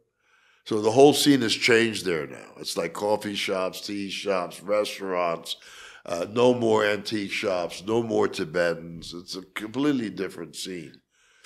So, that's basically my story in Kathmandu. What was the 70s like in Kathmandu? Well, you had many shops that, my friend had a shop called the Golden Pagoda. Zafar had that. Of course, there was D.D. Lama, Sharma. And then there was also Rana and his wife. They had the cabin restaurant. And then Suluchan and Curry opened up the Yin and Yang restaurant. And so, my girl, Ted's wife, they opened up the first disco in 1971, the Rose Mushroom, and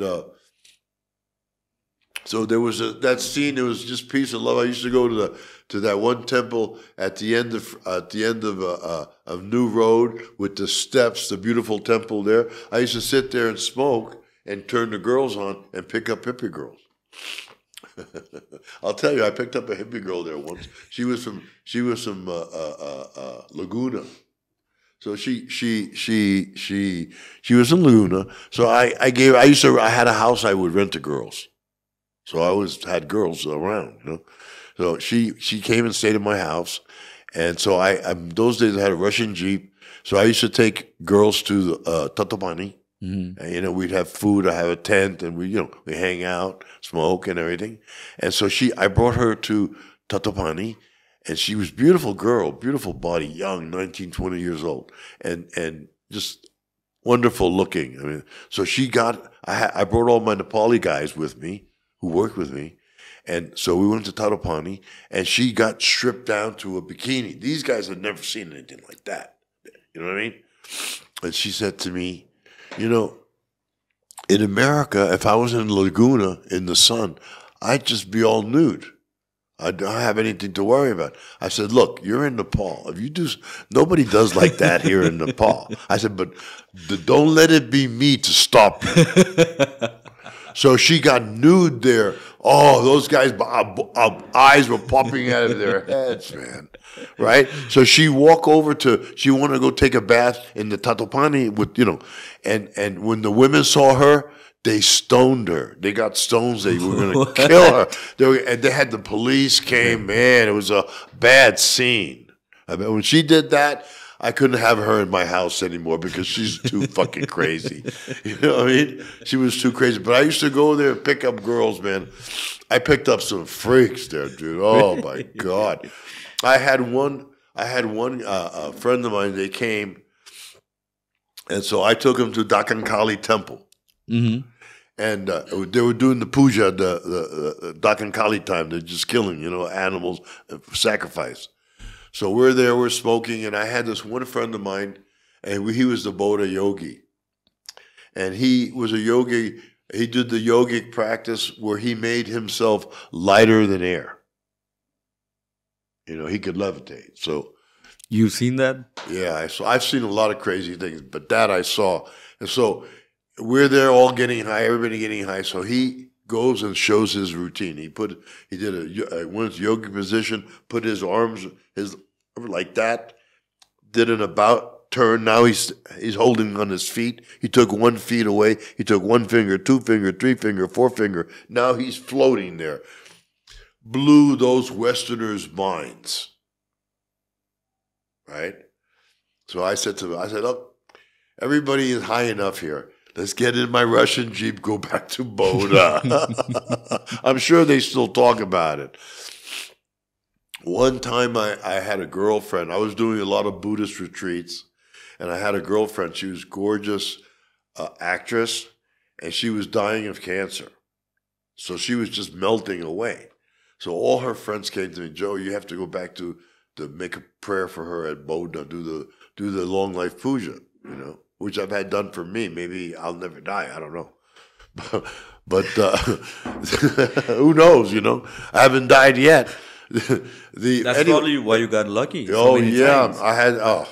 Anyway, so I did this long life puja. I had all the monasteries, Kopan, all the monasteries doing this prayer. And I had a picture in front of the monastery, in front of the one little temple of the people who started the stupa. And they had the people there with the chanting and the bells and the whole time. It was the first day that the Chinese government allowed Tibetans to leave to go to India for a Kala Chakra initiation. Same day. And so there were so many different kinds of Tibetans and wild people, never seen, a car. You know what I mean? Never, you know what I mean? And so I did the puja, and I call up New York. I said, I did this ceremony. It ended about 1:15, something like that. He says, what time? I said, about 1 o'clock, 1:15. She says, Joan was dead, clinically dead. We were all crying and everything, and she came back to life. At the exact same time. Exact same time. And she lived about 6 months, but she was still having the cancer. She was alive. Her brain was alive, but she was melting away. In the end, they had to send somebody there and tell her to go, let go. Finally, she let go and she died. But she lived 6 months, and she got to see the pictures I took in Boda of that puja, which is in my book. Which I didn't bring that book. I didn't have, but I have this book, which is my most important book. That book is like Nepali history. So one time I'm sitting in the stupa, smoking to God, and with the Bodhnath Sadhu, that same guy. And these two Westerners come. They're all Western dress. $1,000 cowboy boots, Rolexes, beautiful, everything. Western dress, wife dress of the night. So they come up to me and they say, what are you doing here? I said, well, I'm smoking to God. Every day I used to smoke with the Bodhnath Sadhu. I would go have lunch or tea with the Chini Lama, and that was my routine. So that day I'm sitting there. He says, well, what do you do here? I said, well, I'm studying yoga and studying Buddhism. He says, what is your friend? I said, he's the big yoga teacher. He says, well, let me see what yoga he can do. So this guy, he had breathing techniques, So he went Om. And when he went Om, it came like if it came from his stomach, the sound. That was unbelievable. They didn't understand it. The next thing they say, well, can he do something else? Like we were supposed to perform for him. So, like I said, I always used to have lunch in the Annapurna because they had like a 10-course lunch for 150 rupees. So soup, salad, dessert, everything. And so that day I went he said, the guy says, oh, you smoke a lot of that stuff. I says, yeah. He says, what are you going to do when you go to America and you can't get so easily that stuff? I said, if that happens to me, I'll just jump off the Golden Gate Bridge. Right? So they walked away. So I'm going to the Annapurna Hotel for lunch. So when I went to the Annapurna Hotel, everybody knew me because I'm paying everybody. They start playing my music and everybody's paying attention to me and all this kind of stuff. And over there is those two Texas billionaires, and they're watching me. Wow, who is this guy? You know what I mean? And so, because I had them play my music. I was like Rick at Rick's Cafe, dude, except it was Joe at the Annapurna. And so another thing I saw in Nepal was that this Malaysian family came to Boda. And so apparently, when I went there, I was sitting there having tea, and with the Chini Lama, these people come in, and they say something, and everybody hits the floor and starts to pray. I didn't understand what was going on, because everybody's crying and praying and, crazy stuff. And so I never saw that before. So after they left, I had to find out what was going on. That the daughter, the Muslim family's daughter, from the day she was born and could talk, she said, "My father, I have another father, my real father. He lives in Bodha, and he lives in Nepal in the he lives in the high mountains, right? Not Nepal, in the high mountains, and he has a temple there, and I need to go see my father, right?" They show up in Bodha. When they showed up, she knew the name. The Chini Lama had a daughter who there's a stairway that you go up to get to his room. She had fallen down that stairs and had broken her neck and died. That was always a sad thing, right? When she came, she said her name, "Father, your daughter's come home." Oh, you say that happened in a Buddhist family. You know what I mean? It was a very sacred thing that happened. So I actually saw a reincarnation right there. Boom, boom, boom. How can you explain that? Let's talk about the old days in Kathmandu. Well, the Kathmandu was open. You can smoke as much as you want, party as much as you want. There was no drugs here, hard drugs. There was no opium dens. No such thing as a Nepalese heroin addict. Nothing like that. And it was a happy place. Everybody smiling, everybody happy. We were spending dollars. It was a good thing. We were bringing support to the town. Everybody loved us, man. I don't know how many times people offer you, "Come to my house, have some food. Come to your house, have some food." It was a very loving, loving place. Plus, the Vietnam War was raging. Yeah. So people were running away from Vietnam and were hiding out in Kathmandu. As an example, there was one guy who, when he graduated medical school, they drafted him. They were going to send him as a doctor to Vietnam. He was against the war, so he came to Kathmandu. So when he came to Kathmandu, he was basically hiding. So he would walk from all the mountains up and down and give free medication and free doctoring to the Nepali people who were living in the mountains. They never had a doctor. They never had that opportunity. They loved that guy. That guy was one of the most loved people in Nepal at the time, because he always was kind and he always helped the people when they need a broken hand. He fixed it. They cut it. He fixed it. They had problems. And if they had medication, he would go to Kathmandu, get the medication they needed. Anyhow, like Vietnam time, they found out that he was here. The American government. And so when the American government found out he was here, we'll talk about that later, they set a trap, because he would come to American Express and catch money from his family, which he gave away to all Nepalis. He'd get money and then give medical treatment to everybody in Nepal. The guy was loved, man.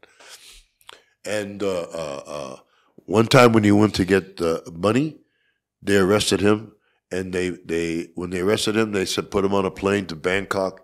Bangkok, they don't let you. They have a jail there in Bangkok, and they keep you in jail there. Then they put you on a plane to San Francisco, and then in San Francisco they arrest you. I know that because that happened to me. So that was, a lot of people were here hiding out from the Vietnam War. The ambassador at the time was Ainsworth Bunker's wife. Ainsworth Bunker was the head of the diplomatic mission. He was the head ambassador for America in Vietnam. His wife was the ambassador to Nepal. When I was in Honeymoon Doka and they thought they had gotten me, she had a baby blue Cadillac convertible. So she would drive in front of Honey Madoka to show me, we got you, we got you, we got you. They didn't get me, but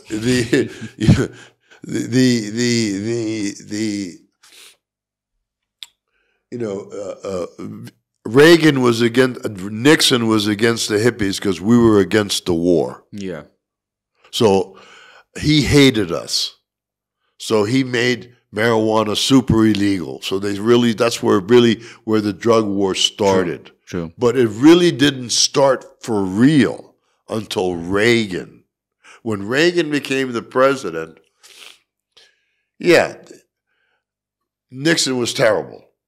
But Reagan, he let the police get high. Before if you didn't get high, you didn't smoke pot, you didn't smoke hash, we ain't selling you shit.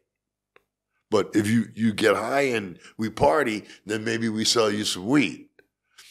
So Reagan let the police get high. They had a guy in Bangkok who worked for the DEA. He would inject heroin.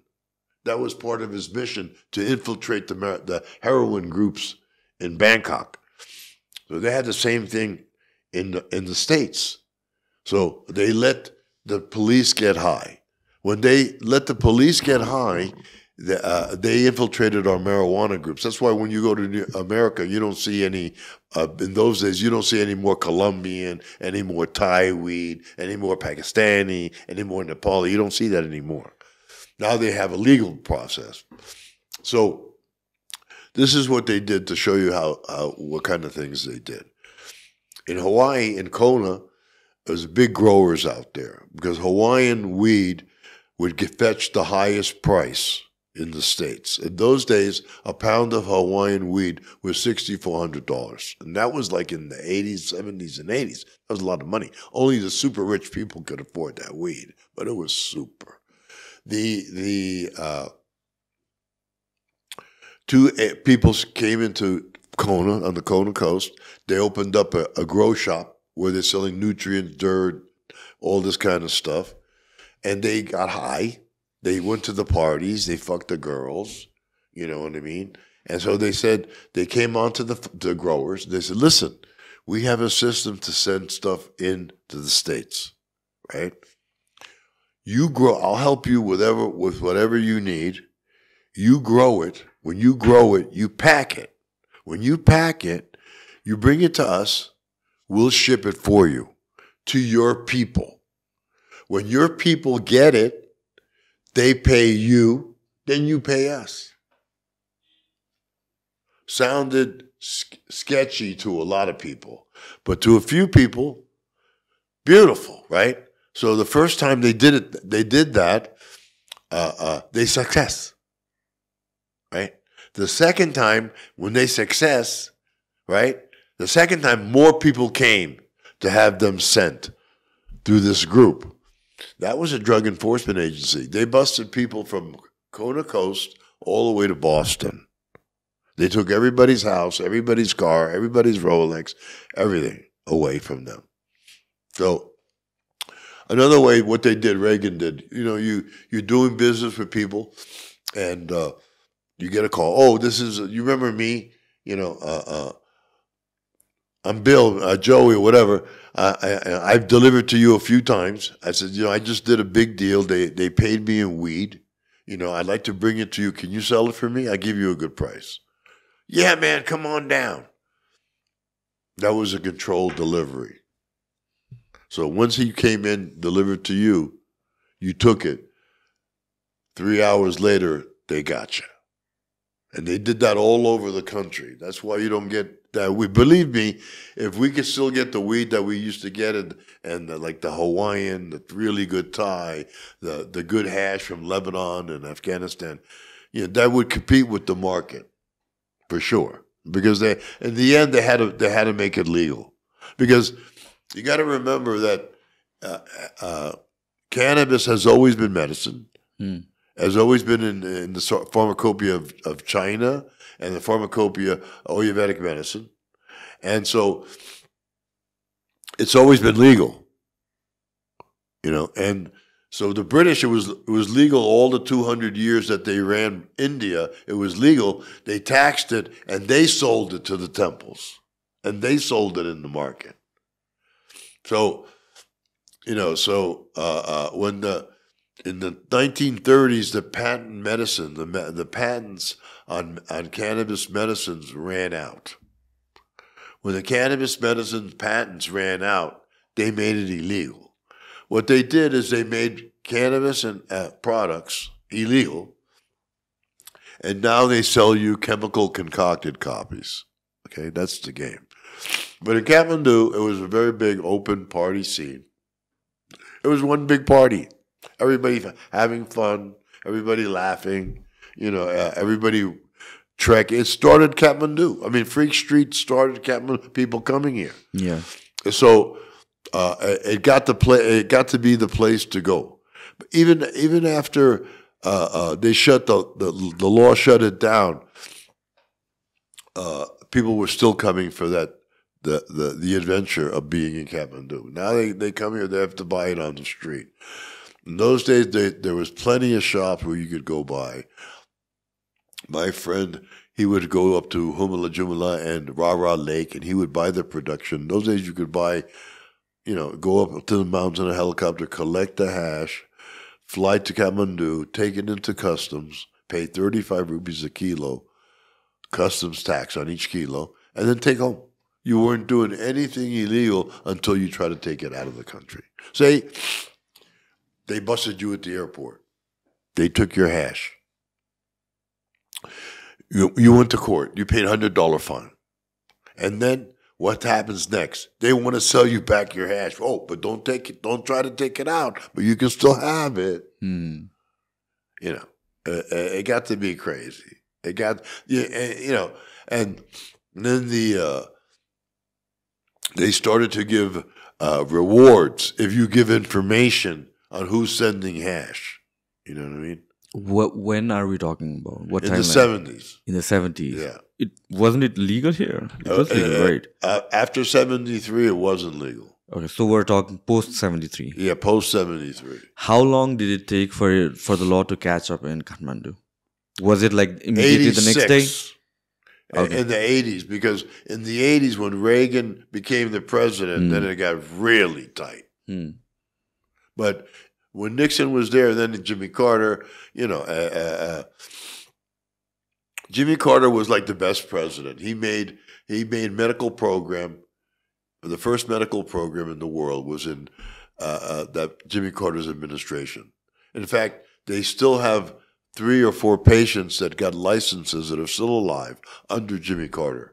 But Reagan shut that program down. It's just like when Jimmy Carter became the president, he put solar panels on the roof of the White House. The first thing that Reagan did is take those solar panels off. They want you eating that oil until the day you die. You know what I mean? So between Reagan and Nixon, they stopped it. But then they can never stop ganja because it's such a powerful medicine and on many different levels for, anxiety, depression, pain, energy, There's so many different things that you can do with different terpenes and cannabinoids that are in the cannabis that there's no way they could keep it illegal. Why is it that some people get anxious when they smoke? Because they're smoking a kind of weed that makes you anxious. No, you even when 2 people are smoking the same stuff, like somebody can get anxious and the other one might be enjoying it. Yes, yeah. Because of your metabolism. Okay. Some people need indica, and some people need sativa. When you have sativa gives you energy and to get up and go and focus and all this stuff. Some people can't handle that energy, so they get paranoid. They get paranoid, But then the next guy gets stoned and he's tripping and he's happy. Not in the case of indica. Not in the case of indica. Indica is a relaxant, is an antidepressant, anti-anxiety. I specialize in weed that's anti-anxiety, weed that can help you lose weight, control your diabetes 2, and control your appetite. I have different kinds of weeds, medical, that are completely legal now in the States because they're not cannabis, they're hemp. Okay. You know, but the funny thing is, if you have some weed that has THCA, right, which is hemp, and CBD, and all this other stuff, but when you smoke it, it turns into THC. So isn't it the same hemp that's legal in Nepal? Isn't hemp legal in Nepal? Hemp is legal in Nepal, but it doesn't get you high. It doesn't get you high. Not even when you smoke it. But I grow some hemp that does get you high. Okay, so it's a different strain of hemp as well. Right. Okay. There's many different right. The strains that are in Nepal are true hemp strains because they can make cloth out of it, they can make baskets out of it, they can make this out of it, they can make that out of it. But they can smoke it and get them a little bit high. If they rub it, gets them a little bit more high. But not like real weed like you smoked in Bangkok. You know what I mean? So yeah, that's what happened in Nepal. I mean, between Reagan, and then of course they started the Narcotics Control Board. So you have the American police and American groups come here. They train Nepali police how to kick your door down, put you in jail for ganja. In Shiva's country. Can you imagine that? So in Pakistan, they have the same thing. They have Pakistan Narcotics Control Board. And they have that control board in 6-8 different countries. One time I was walking through the back way into Asantol, the back way. And they were having a SNARC conference here. A SNARC conference that the American government pays, and they invite all the police from all the different countries, and they have a meeting and training. And I was walking through there, and I saw one cop. I've seen him before, right? And he looked at me and says, "There he is. There's Pietri." I was number one on the list for them to look out for. You know what I mean? It's now it's legal. How many people did they put in jail for it? You know, even here in Nepal, you have people in jail for ganja. Yeah, that's crazy. But it's still illegal here. I mean, like in states, does it make sense that people are still in jail while it was illegal, but now it's legal? Yeah, they should let them out. Yeah, that's the reason that I want to do medical here, because medical is not against the treaty, the international the treaty that they have. If you want to join the UN, you have to. Each country has to join the UN. They have to agree to the UN Charter. In the UN Charter, they make all drugs illegal. What they did, again, I'm going to repeat myself. They made Mother Nature illegal, and now they're selling you chemical concocted copies of what was legal. So in India, in 1854, there was a guy called O'Shaughnessy, and he worked with the Ayurvedic doctors, taking down the information of their herbal recipes. When he went back to England, he started making cannabis tinctures. Cannabis tinctures are probably the most popular medicine of all time, right? In fact, they were selling cannabis tinctures in the pharmacies up until the 60s. You know, and the government had a indica farm in Afghanistan that they would send that and make tincture and sell it in the pharmacies in the 60s. People don't even know that in the 60s and 50s, up until late 60s, maybe early 70s, heroin was legal in England. You could be a part of the heroin program. So they gave you their medicine, they gave you your heroin, you know. You got it every day, what you needed, so that you wouldn't be sick. And they had regular jobs. Your postman, your man who works in the grocery store, they could be heroin addicts, and you don't even know it because they only need enough heroin where they're not sick. They still can function, you know.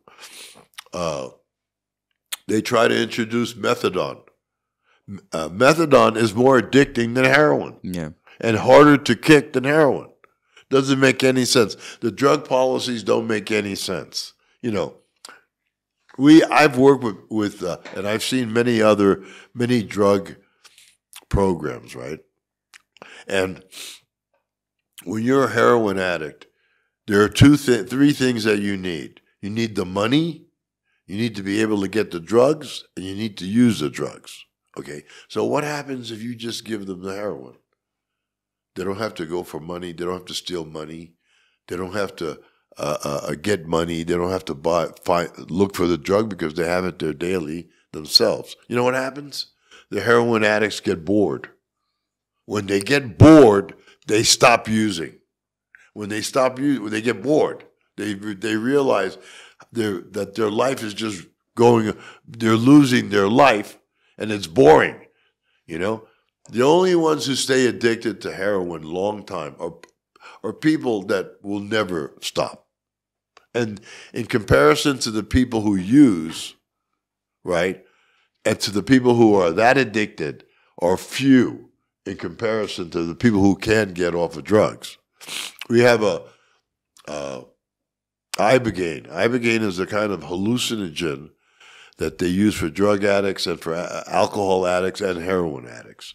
And we need to start an Ibogaine program here for the people who are still using drugs and get them off of drugs and get them back into life. You know? But when they're spending their life running for money, running for drugs, and then get the drug, you know, it's like a vicious cycle. It's a vicious cycle. You know, it'd be nice to recreate the love that was here during the 60s and 70s, but you got to realize that the Vietnam War was raging. They dropped more bombs in Laos than they dropped in all of World War II. You know what I mean? It's surprising that Asians even let Americans back in after what they did in Vietnam and Southeast Asia. You know what I mean? And so, you know, we can't go back in time, but we can correct the situation. We can correct the situation. So, you know, and we're going to talk about that. And we have want to talk about it now, the legal program? Yeah, let's talk about why do you think the rest of the world is opening up to it? Why are they so slow or not deciding on making it legal here in Nepal? That's the pharmaceutical company. They don't want you growing your own medicine. You mean even here in Nepal, it's the same thing? That's why I wrote a book about it. No, I understand. Yeah, the big pharma, big pharma. Right? It exists, but do you think it's Nepal is also in control of the big pharma? Yeah, no. Big pharma is in control of Nepal. It works the opposite. In India, you get that HIV, the hepatitis drug. Right. It's for $1 a day. So if you have to take it for 2 months, it's $60. Right. In America, that would be $6,000. Okay, so you know, believe you me, even though you may be getting some pharmaceuticals here are cheap, that pill that you get paying for $1 really only costs them like 2 cents, kind of thing. So the big pharma controls the police, the DEA, the Narcotics Control Board. They're paid by big pharma. You know, in England, they had the Rastas. It was going to be legal, medically legal, and in England, and the Rastas were selling weed on the street. Everything was opening up, and the pharmaceutical companies, like GW Pharmaceuticals, they didn't want a California scene in England. So they hired two people, which we'll talk about. One guy they called the Skunk Man, David Watson, and Robert Connolly Clark. They're highly respected in the industry. They were undercover in Amsterdam. And they created a kind of weed that it makes you super paranoid. They've, you know, the weed that makes you nervous and anxiety, they've amplified that. It's like ganja heroin. Most people who smoke that weed, you know, they're so scared after that they never smoke weed again. Why would they make you paranoid? Because they don't want you smoking weed. So for a few years there, they had the skunk craze and the skunk fear in England, and that was man-made weed that was created to make you super paranoid. Right. You know, super paranoid. So a lot of people smoke that weed one time, they never smoke it again. And they themselves supply it. They put it in the gene pool. That's why my gene pool is separate. I don't have any of that kind of stuff in my bank, and I specialize in stuff that you want to get, you know, that high, or you want an anti-anxiety, you want pain relief, you want this relief. I have it all separated out for different strains do different things. So yeah, I'll tell you a story. My last wife, and I'll tell you, I love to tell people this. I've been married 6 times, and the happiest day of my life was the day I got out of the army. Nothing has made me more happy to get out of the army. That sucked. You know, your life was a bag of beans. If they needed you, they'd put you right there, you know, and know you're going to get killed, you know. So, you know, that's what Kathmandu was, man, was the freest place in the world. We didn't have to worry about the draft. We didn't have to worry about being arrested. We could be happy. You know, we were accepted. I mean, look at it. It's so important that you've named the street after that scene. That's how important that scene was. It basically created tourism in Nepal. Of course, everybody wants that love back. You know, the way to get that love back is for Nepal to open up medically. Can we show a picture of my medical license? Just a second. Pratik. In the States, we have 30 states that are medically legal and 10 states that are recreational, right? And we have 10 states that you can have CBD and TH and hemp products, right? With that license here, adult patient license, that license is good for 2 years, and I can go into any dispensary, I have to show that license, and they can supply me as much as 3 ounces at a time. So it's controlled from seed to sale. You know, the farmers are under a license. The people who trim the weeds, they're under a license. The people who distribute the weed, they have a license. If some weed has to be destroyed because there's mold in it, they have a license to do that. They keep track of everything, every process. They keep track of everything, right. And say, if you have a permission to grow, in Oklahoma, you can grow as many plants as you want. So say you grow 5,000 plants. You have to put a tag on each plant, and they come by with a gun, and they check your inventory just by flashing. They have you know what I mean? The tags that they put on, they have that on every plant. So it's totally protected and totally. That's my weed. Yeah, that's Durban poison. I have the best Durban poison in the world. I have my. What does that do? It takes away pain, It also gets you really stoned, really nice, relaxing, pain killing. You know what I mean? But very strong, very strong. So I have stuff that's like this, and then I have stuff that's at another level of getting high that is not for everybody. This is a blackberry kush, which is an indica and sativa mix. So you get the best of both worlds, So all my strains are either strains from the indigenous land races of each country or ones that I create using a sativa to mix. The people say, well, what about our Nepali weave, our Nepali hash, and how come you... Yeah. No, first of all, the Nepali weed is so mixed here that somebody said to me, "Oh, well, I have the Manangi purple," and I said, "Okay, how do you know it's from Manang? How do you know what makes you think that it's not Dutch seed that they brought here that went purple?" Well, first of all, plants go purple due to the temperature. Once it gets colder, the plants get purple. But you have some strains that are purple plants. Is the purple one stronger than the regular weed? No, sometimes yes, sometimes no. Because like I said, if you control the temperature, you can make your weed purple. But why is it so popular then? Purple haze. Well, purple haze is a different thing. Okay. That's a strong sativa. Okay. You know what I mean? It's a haze. It's a very strong sativa. A lot of people don't like to smoke the haze because it does give them anxiety. Mm-hmm.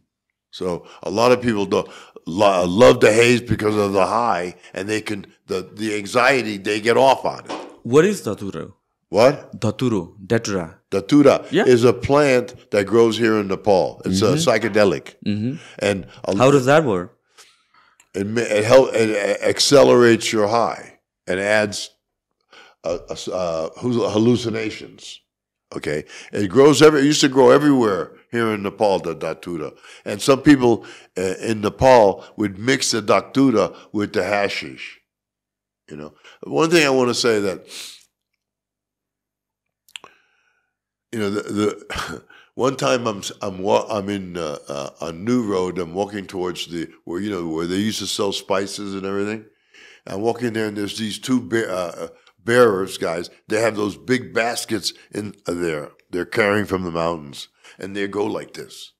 So I go over there, and it's ganja. He says ganja.